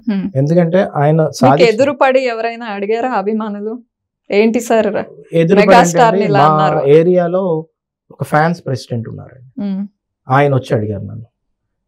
ఏమన్నా అడిగారంటే ఆయన కూడా నేను చాలా అప్రిషియేట్ చేయాలి ఆ విషయంలో. ఎంత సెటిల్డ్గా కంపోజ్డ్గా అడిగారంటే ఆయన, మీ ఫ్యామిలీ గురించి మాకు బాగా తెలుసు సార్, మీరంటే మాకు అభిమానం సార్, మీ నాన్నగారు ఎంతో మంచి పనులు చేశారు మా ఫ్యామిలీకి కూడా, కానీ ఈ మాట ఎందుకు అన్నారు సార్ అలాగ అడిగారు. అగ్రెసివ్గా అడగలేదు ఆయన. నాకు అప్పుడు అనిపించింది ఏంటంటే వాళ్ళ ఫ్యాన్స్ కూడా ఇంత డిసిప్లైన్డ్గా నీట్గా ఉన్నారు కాబట్టి అలా అడిగారు. అడిగిన వెంటనే నేను అప్పుడు అన్నాను అనమాట, నీకేమన్నా బాధ అనిపిస్తే మాత్రం నేను డెఫినెట్గా ఐ టేక్ ఇట్ బ్యాక్ అమ్మా అని చెప్పి నేను ఆయనకి చెప్పాను అనమాట. సో ఇక్కడ ఒక లీడర్గా ఉన్నప్పుడు అండి మనకు హక్కు లేదండి. ఎంతోమంది బాధపడుతున్నారు అనుకోండి, ఏమో చేసి ఉండొచ్చు అని మనం భావించి మనం వెళ్ళాలి, కానీ నేను ఈగోకి తీసుకోకూడదు. చిరంజీవి గారు ఫిలిం ఇండస్ట్రీలో ఎవరు ఎంట్రీ అయినా కానీ ఆయన ఇన్స్పిరేషనల్ క్యారెక్టర్. మన తెలుగు సినిమాని కూడా ఇమేజ్ ప్రొపల్ అవ్వడానికి చాలా ఉపయోగపడ్డారు. అలాగా నేను ఏంటంటే ఇదేదో జనసేన అలయన్స్ లో ఉంది కాబట్టి ఈ మాటలు చెప్పట్లేదు, ఒక సందర్భం వచ్చింది కాబట్టి నేను చెప్తున్నాను. రాజకీయ పరంగా అయితే మాత్రం పవన్ కళ్యాణ్ గారు హీస్ అన్ ఇన్స్పిరేషన్ అండి, there is no doubt at all. Cinema పరంగా కూడా నేను పర్సనల్గా అభిమానించేవాడిని. సో అది ఉంది. సో కాబట్టి నేను మీ క్వశ్చన్ అడిగారు కాబట్టి I want to just clarify about it అండి. సో క్లారిఫికేషన్ వచ్చింది అనుకుంటున్నాను. ఎందుకంటే ఇప్పటికీ కూడా చాలా మంది నాతో అంటారండి, నేను ఒకటే అన్నాను, రోజా గారు కానీ వీళ్ళందరూ కూడా చాలా దారుణంగా విమర్శించారు. వాళ్ళు వాడిన అబ్యూజివ్ లాంగ్వేజ్ అయితే నేను కూడా వినలేను. సో ఆ రోజు ఉన్న పరిస్థితుల్లో నా చిన్న వయసులో ఎప్పుడైనా ఏమవుతుందంటే ఎక్కువగా విమర్శించే వాళ్ళు, ఎక్కువగా అసభ్య పదజాలం వాడే వాళ్ళు ఎవరైనా పొలిటీషియన్స్ ఉంటే వాళ్ళు మాట్లాడే మాటలను ఎక్కువగా కన్సిడర్ చేసుకోరు. ఒక మర్యాదగా బిహేవ్ చేసే వాళ్ళు లేకపోతే కొంచెం కన్స్ట్రక్టివ్ గా వెళ్లే వాళ్ళను చూస్తూ ఉంటారు. ఏంటి ఈయన ఇలా మాట్లాడారా అనేది ఆశ్చర్యకరమైన విషయం. దీంట్లో ఒక స్ట్రాటజీ ఉందండి. ఏంటంటే అది 2012లోని నేను ఈ మాటలు మాట్లాడాను, 2011 ఎండింగ్ లో. అంటే ఎంత ఓల్డ్ వీడియో చూడండి. 2015కి వచ్చింది ఆ వీడియో. అంటే 4 years తర్వాత. 4 years తర్వాత ఎవరు తీసుకొస్తారండి? నేను అబ్జర్వ్ చేస్తే వైఎస్ఆర్సీపీ వాళ్ళు 200 మందిని ట్యాగ్ చేసి ఆ వీడియోని పెట్టారు. ఈ రోజుకి ఏం చేస్తారో తెలుసా అండి, వైఎస్ఆర్సీపీ వాళ్ళు జనసేన హ్యాండిల్స్ ఉంటాయి, వాళ్ళే గొడవ పెడతారు ఇద్దరు మధ్యలో. ఇది ఒక వర్స్ట్ స్టూప్ డౌన్ స్ట్రాటజీ అన్నమాట. ఇది ఎందుకు చేస్తారో తెలియదు. సో మీ వాళ్ళు ఎవరైనా మాట్లాడి మళ్ళీ దాని గురించి రియాక్ట్ అవ్వరు. సో ఇక్కడ చిరంజీవి గారికి, పవన్ కళ్యాణ్ గారికి, వాళ్ళ ఫ్యామిలీ మెంబర్స్కి అందరికి ఒక క్లారిఫికేషన్ ఉందండి. ఇదంతా ఏంటంటే ఈ ఫ్యాన్స్ మధ్యలోని టీడీపీ మధ్యలోని గొడవ పెట్టడానికి అని చెప్పి ఈ ఫేక్ హ్యాండిల్ సృష్టించి ఇలాంటి పనులు చేస్తారు. ఇందాక భారతీ పేద అదే జరిగింది, విజయం గారి మీద ఫేక్ లెటర్ అదే జరిగింది, ఆ తర్వాత ఇది అదే జరిగింది. సో ఈ విధంగా చేస్తారండి. ఆ వ్యక్తి కూడా ఎవరో నాకు తెలుసు, నేను పేరు చెప్పదలుచుకోలేదు, కానీ ఆ వ్యక్తి కూడా ఎవరు చేశారో నాకు తెలుసు వైఎస్ఆర్సీపీ నుంచి. కానీ ఈ రోజు వాళ్ళ డిజిటల్ వింగ్ చూసుకునే వాళ్ళే చేస్తున్నారు. డిజిటల్ వింగ్ లో మెయిన్ పాత్ర వహించిన వాళ్ళే చేశారండి. దాన్ని నేను కంప్లైంట్ కూడా ఇస్తానండి. ఎందుకంటే ఇది ఎంతో మంది మనోభావాలు దెబ్బతీసే విధంగా తీసుకెళ్ళి కావాలని ఇలా చేసి ఇన్స్టిగేట్ చేసి పార్టీల మధ్యలో గొడవలు పెట్టి ఇది నష్టం. వాళ్ళు ఏమనుకుంటున్నారంటే ఏదో వదిలేసాను కదా అయిపోయింది కదా, నష్టం జనాలకండి. ఇది చాలా మందికి ప్రాబ్లం అవుతుంది. కాబట్టి ఇక్కడ ఎవరు సైడ్స్ తీసుకోవడానికి మేము లేవండి. అందరు ఐడియాలజీని రెస్పెక్ట్ ఇస్తూ, అలాగే చిరంజీవి గారు ఒక ఇన్స్పిరేషనల్ క్యారెక్టర్ కాబట్టి ఆయనకి రెస్పెక్ట్ ఇస్తూ ముందుకెళ్ళాం. అలాగే ఇప్పుడు పవన్ కళ్యాణ్ గారికి కూడా అదే విధంగా కలిసి ముందుకెళ్తున్నాం. రైట్. మీరు చంద్రబాబు నాయుడు గారి నాయకత్వం చూశారు, ఇప్పుడు లోకేష్ గారి నాయకత్వం చూస్తున్నారు. ఎంతో మంది యంగ్ లీడర్స్ ఆయనతో యువగళంలో తిరిగారు. సో ఇద్దరికి డిఫరెన్స్ ఏముంది అంటే ఏం చెప్తారు? దీంట్లో ఏంటంటే చంద్రబాబు నాయుడు గారితో పాదయాత్ర నేను నడిచాను. నాకు అదృష్టం కలిగింది. ఎందుకు అదృష్టం అని నేను అంటున్నానంటే, నడిచినప్పుడు పక్కన చాలా టైం దొరుకుతుంది మాట్లాడడానికి. వాళ్ళ జనాలతో మాట్లాడిన తర్వాత మధ్యలో ఒక 2 minutes మళ్ళీ గ్యాప్ వస్తుంది, మళ్ళీ మాట్లాడడానికి. ఇక్కడ మేమేం ఆలోచిస్తామంటే is a kind of walking encyclopedia. దాంట్లో ఎవ్వరు రూల్ అవుట్ చేయడానికి లేదు. ఆయన నాతో మాట్లాడి 2-3 minutes అయినా కూడా నేను నోట్ చేసుకోవాలి నా మైండ్లో. ఎందుకంటే ఏదో ఒక అనాలిసిస్ చెప్తారు ఆయన. ఆ ఇన్సైట్ తీసుకొని నాకు అది అనుభవం, ఎంత అనుభవం అంటే అండి, దాని తర్వాత నేను ఎవరితోనో మాట్లాడినప్పుడు దీని తర్వాత ఏం జరుగుతుందంటో అనే స్థితిలో నా మైండ్ సెట్ స్టార్ట్ అయింది. అంటే విజన్తో ఆలోచించడం, చిన్న చిన్న దాని గురించి కూడా, వార్డులో ఏం సమస్య వచ్చినా కూడా దీని తర్వాత పరిణామాలు ఎలా ఉంటాయి ఇలా ఆలోచించాం అనమాట. సో ఆయనతో నడవడం ఒక ఎత్తు, అది ఒక పక్కన పెట్టుకుంటే, ఈయనతోటి నారా లోకేష్ గారితో ఆల్మోస్ట్ నేను కన్సిస్టెంట్గా కొన్ని కిలోమీటర్స్ నడిచినా కానీ 12 kilometers మాత్రం కంటిన్యూస్గా నడిచాను. Sorry 12 days, not 12 kilometers, 12 days నడిచాను. ఆ 12 days కూడా ఆల్మోస్ట్ 150-160 kilometers దాకా వచ్చింది. ఆ 160 kilometersలో కూడా ఆయన ఇన్సైట్ నాతో పంచుకోవడం, జనాలతో మాట్లాడినండి ఇమీడియట్గా నేను అబ్జర్వ్ చేసింది ఏంటంటే స్పాంటేనియస్ రియాక్షన్ అన్నమాట. చంద్రబాబు నాయుడు గారు ఏంటంటే ఒక 2-3 minutes ఆలోచించుకొని ఆ మీటింగ్స్కి వెళ్ళడం, ఆ మీటింగ్ పెట్టడం అన్ని చేస్తాను. ఈయన దగ్గర నేను అబ్జర్వ్ చేసింది గుడ్ క్వాలిటీ ఏంటంటే ఫస్ట్ ఇంటిగ్రిటీ అండి. ఎందుకు ఇంటిగ్రిటీ అంటున్నానంటే, ఒక మాట నేను నోట్లోంచి ఇలా ఇచ్చిన వెంటనే అది వెంటనే ఆయన రాసుకొని ఆ డేటా సేవ్ చేసుకోవడం. ఆ నైట్కి మార్నింగ్ నుంచి ఎండ్ ఆఫ్ ది డే వరకు ఏ అయితే మాటలు ఆయన ప్రజలతో మాట్లాడారో, ఆ మాటలు ఏవైతే ప్రామిస్ చేశారో అవన్నీ కూడా రికార్డెడ్ ఉంటాయి. అది ఆయన ఎండోర్స్ చేసుకుంటాడు. నేను అది చూసి షాక్ ఎక్కడయ్యానంటే, నేను వెళ్తాను నియోజకవర్గంలో, మేము ఒక 10 చెప్తే దాంట్లో 8 అవుతాయండి. నేను అవి గుర్తుపెట్టుకొని రాసుకోవడం అనేది జరగలే. మామూలుగా మేము మాట్లాడింది ఏంటంటే వీడియో రికార్డ్ చేసుకుంటాం కానీ చూసుకుంటాం, కానీ అది ఎండోర్స్ చేసుకొని ఒక ఫైల్ చేస్తున్నారు ఆయన. అంటే నేను పాదయాత్రలో ఊరికే మాట్లాడలేదు, ఇది జగన్ లాగా అబద్ధాలు అవ్వకూడదు. అందుకే కదండి 3132 kilometers నడిచి 226 రోజులు, 2100 villages, 97 నియోజకవర్గాలు, ఇంత నడిచి కమిట్మెంట్తో, ఒక ఇంటిగ్రిటీతో, ఒక డిసిప్లైన్గా, మోడెస్టీతో ఈ విధంగా వెళ్తూ, ప్లస్ అక్కడ ఉన్న లోకల్ సమస్యలు ఎత్తుతూ. చంద్రబాబు నాయుడు గారు ఉన్నప్పుడు అక్కడ లోకల్ సమస్యలు మాట స్టేట్ మొత్తం మాట్లాడేవారు. ఈయన అక్కడ లోకల్ సమస్యల్ని మైక్రో లెవెల్లో వెళ్ళిపోయి అక్కడ సమస్యల్ని సెల్ఫీ ఛాలెంజ్ గా చూపెట్టడం. ఆ సెల్ఫీ ఛాలెంజ్ రికార్డ్ కదండి, ఇంకా అది ఎవరు ఏం చేయలేరు. ఒక హ్యాష్-ట్యాగ్ కొడితే మళ్ళీ 2-3 years తర్వాత కూడా ఈయన సెల్ఫీ ఛాలెంజ్ లో ఏమేమి మాటలు ఇచ్చారో, ఎక్కడెక్కడ ఫొటోస్ తీసుకున్నారో క్లియర్ కనబడుతుంది కదా. కొన్ని వర్డ్స్ ఇచ్చినప్పుడు కూడా ఇది అవుతుందా లేదా అని మళ్ళీ ఎక్స్పీరియన్స్ పీపుల్ని అడగడం. మళ్ళీ ఇంకోటి ఏంటంటే అండి, ఒక మంచి క్వాలిటీ ఆయనలో చూసింది ఏంటంటే, ఆయన 80% తెలుసు, 20% తెలియకపోతే ఒక లేమెన్ అన్నా కూడా ఇది ఏంటి నాన్న అని అడిగారు. ఇది ఏంటి నాన్న, నాకు తెలియదు, నాకు ఎక్స్ప్లెయిన్ చేస్తావా అని అడిగారు. The leader should be a listener అండి. అది లోకేష్ అని మాత్రం క్లారిటీగా నేను చెప్పగలను. ఎందుకు నాకు తెలియదు. ఇప్పుడు ఒకటండి, నేను పెద్ద లీడర్, నేను పొలిటికల్ మేనేజ్మెంట్ చదివాను, పొలిటికల్ అడ్మినిస్ట్రేషన్ కూడా చేశాను. అక్కడ నేను ఒక పెద్ద లీడర్లో మధ్యప్రదేశ్ దగ్గర ఒక పెద్ద లీడర్ని కలవడం జరిగింది, కాంగ్రెస్ నుంచి. కలిసినప్పుడు ఆయన ఒక మాట చెప్పాడు, ఎన్నిసార్లు అయితే నువ్వు ఎస్ అని చెప్తావో పాలిటిక్స్ లో, అన్నిసార్లు నువ్వు నో అని చెప్తేనే అది లీడర్షిప్ అవుతుంది. అంటే నీకు నో అని చెప్పడం కూడా రావాలండి. చాలా మంది ఏం చేస్తారంటే అక్కడికక్కడ మాయ చేయడానికి, మభ్య పెట్టడానికి, ఆ వచ్చిన కష్టం చేయలేనని తెలిసి కూడా నేను చేయలేనమ్మా అని చెప్పకుండా అయిపోతుందిలే అంటారు. కానీ నేను లోకేష్ గారి దగ్గర అబ్జర్వ్ చేసిన నా ఫస్ట్ క్లాస్ నేను ప్రాక్టికల్గా విన్నా కానీ థియరిటికల్గా విన్నా, ప్రాక్టికల్గా నేను చూడలేకపోయినా కానీ ఇక్కడ నేను చూసిన ప్రాక్టికాలిటీ ఏంటంటే ఈయనలోని ప్రాగ్మాటిక్ అప్రోచ్, లాజికల్గా ఎలా తీసుకెళ్ళాలి ఈ సమస్యని, ఆ సమస్య అయ్యే వరకు నేను నిద్రపోకూడదు, దాన్ని ఎలా ఎక్స్పోజ్ చేస్తాం, మళ్ళీ దాని కంక్లూజన్ ఎలా తీసుకెళ్తాం, ఆ స్ట్రాటజీని ఆయన రాసుకొని ఎండార్స్ చేసుకొని ఆయన ఫైలప్ చేసుకుంటున్నారు. అది నేను చూసి చాలా నేర్చుకున్నాను ఆయన దగ్గర.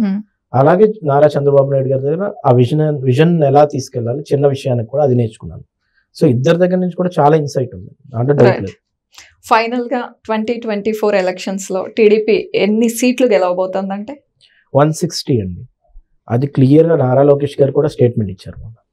ఎంత కాన్ఫిడెంట్ గా ఇస్తున్నారంటే, ఎందుకు ఇస్తున్నారంటే నియోజకవర్గం వైజ్ అనాలిసిస్ జరిగింది.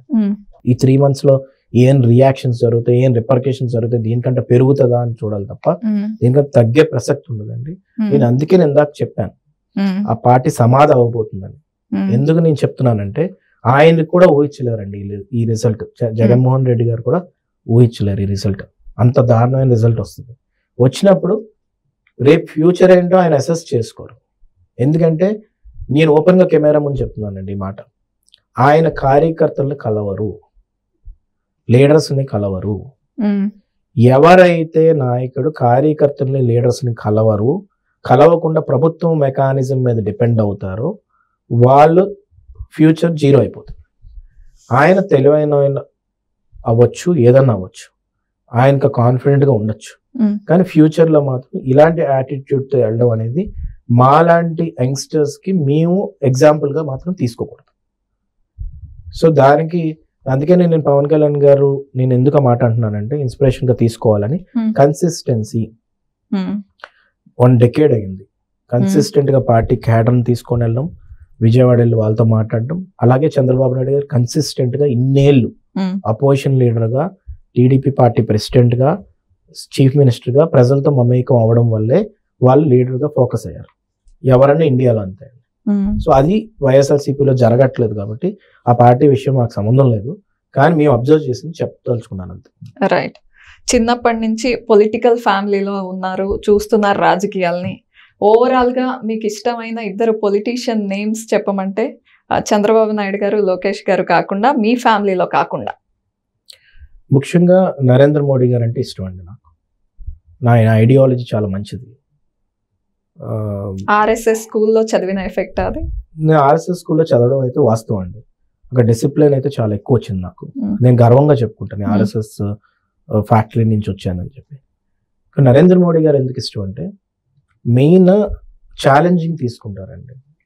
బార్డర్లో ఏమైనా యుద్ధం అయినా కానీ ఏమైనా కానీ పద వెళ్దాం ముందుకు అన్నట్టు, కాంప్రమైజ్ అవుదాం, కూర్చొని మాట్లాడదాం. ఏ విషయం మీద పాకిస్తాన్ మనకు అంత దారుణంగా చేస్తుందో, మనం అబ్యూజ్ చేసి హ్యూమిలియేషన్ చేస్తుందో అంతే విధంగా మనం పాకిస్తాన్ మీదకి వెళ్ళాలని ఆలోచించే మొట్టమొదటి లీడర్ తను. అందుకు నాకు చాలా ఇష్టం. ఎందుకంటే మన ఫ్యామిలీ అయినా అంతే అండి. ఫ్యామిలీ మీద ఎవరైనా వచ్చినప్పుడు మనమే అంతే విధంగా మన ఫోర్స్గా వెళ్ళాలి. అంత ఛాలెంజెస్ కూడా తీసుకోగలిగే శక్తి లీడర్కి ఉండాలి. ఆ లీడర్షిప్ ఆయనలో నేను చూశానండి. అది జరిగినప్పుడు, సర్జికల్ స్ట్రైక్స్ జరిగినప్పుడు అది ఇంత డేరింగ్ ఏంట్రా మనిషికి అని, అంటే మొత్తం వరల్డ్ అంతా నేను చూస్తూ ఉంటాను. చూసినప్పుడు మనిషి మనం చిన్న చిన్న దానికే ఇంట్లో కూర్చొని ఏమవుద్దో అని ఆలోచిస్తాం. అలాంటిది వరల్డ్ మొత్తం చూస్తుంటే మిలిటరీ అయినా ఆయన ఆర్డర్ లేకుండా ముందుకు వెళ్ళరు కదండి. నువ్వు క్రాస్ అవే ఏమవుతుందో చూసుకుందాం అంటే ఎలా ఉంటుంది అసలు అది లీడర్షిప్ కి. సో నేను ఎలివేట్ చేయడానికి అని కాదు, ఆమె TDP man, but still I can say that he's a leader, it's a great leader. So ఆయన నేను చాలా అడ్మైర్ చేస్తానండి. రైట్, దాంట్లో డౌట్ లేదు. ఇంకొకరు వాజ్పేయి గారు. నేను అంటే అన్ని బీజేపీ చెప్తున్నాను కాదు, వాజ్పేయి గారు కూడా గ్రేట్ లీడర్ అండి. తర్వాత డికే శివకుమార్ మధ్యలో అంటే ఆయన ఏమో నాకు తెలియదండి, ఆయన గురించి కొంతమంది ఏమో కొన్ని విమర్శిస్తుంటారు, ఇవన్నీ చేస్తుంటారు.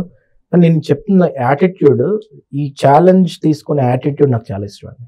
దాంట్లో రేవంత్ రెడ్డి గారు కూడా వస్తారు. అంటే 2 అన్నారు, 3 నలుగురు చెప్తున్నాను. రేవంత్ రెడ్డి గారు కూడా అంతే, ఛాలెంజ్ తీసుకున్నాడు. ఏం చేస్తావు చెయ్యి చూద్దాం, ముందుకెళ్తా పదా అన్న.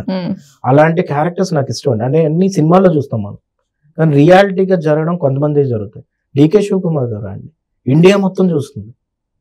ఏంటా డేరింగ్ నాకు అర్థం కాల. డైరెక్ట్ గా ఎందుకు మీ యాటిట్యూడ్ కొంచెం దగ్గరలో ఉన్నారని వీళ్ళని ఇష్టపడుతున్నారు అంటే Challenge. ఆల్మోస్ట్ మీలో కూడా అదే కనిపిస్తూ ఉంటుంది. చూద్దామని మీరు మాట్లాడడం కానీ అవునండి. అదంతా.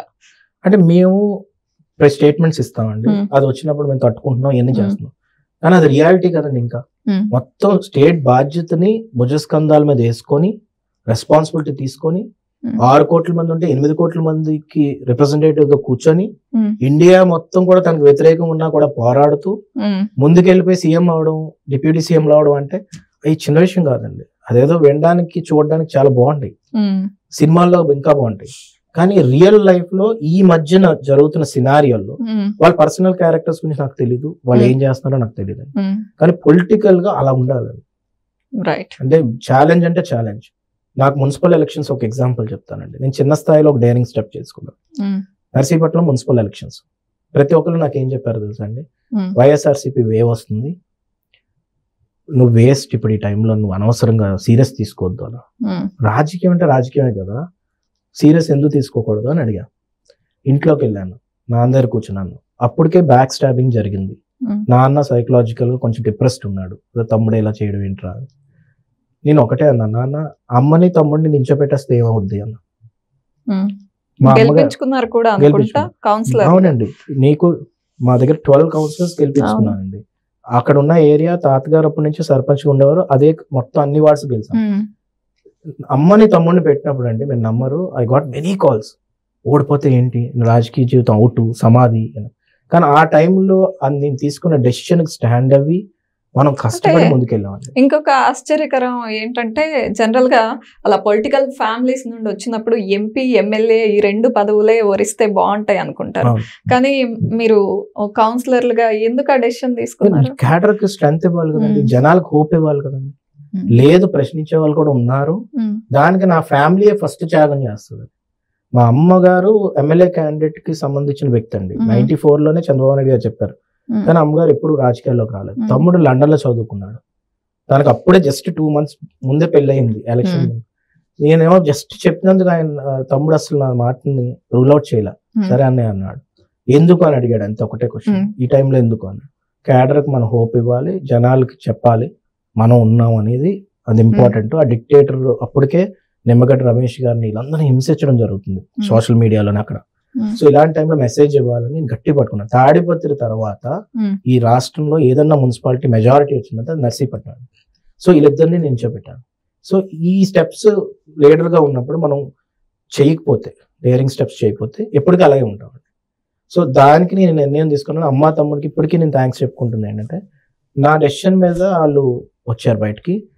ఇప్పటికి కౌన్సిల్ మీటింగ్స్ లో అది వాళ్ళు ఏదేదో మాట్లాడుతుంటే, కొంతమంది చీప్ మాటలు మాట్లాడినా ఏం మాట్లాడినా పాపం భరిస్తున్నారు. మా తమ్ముడికి అవసరం లేదు అది, అంత పెద్ద ఫ్యామిలీలో పుట్టి అని, కానీ భరిస్తున్నాడు. మా అమ్మకి అవసరం లేదు, అయినా భరిస్తుంది. ఎందుకంటే ఏం లేదు, ఈ ప్రాంతం ఎప్పటి నుంచో మాకు చాలా ఇచ్చింది. We have to give it back something to them. ఏదో చేయాలి, ఏదో ఆ తప్పని తప్ప ఇంకోటి ఏం లేదు.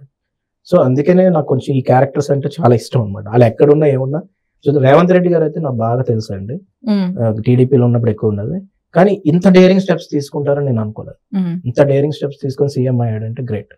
సో ఆయనకి మనం రెస్పెక్ట్ ఇవ్వాలి.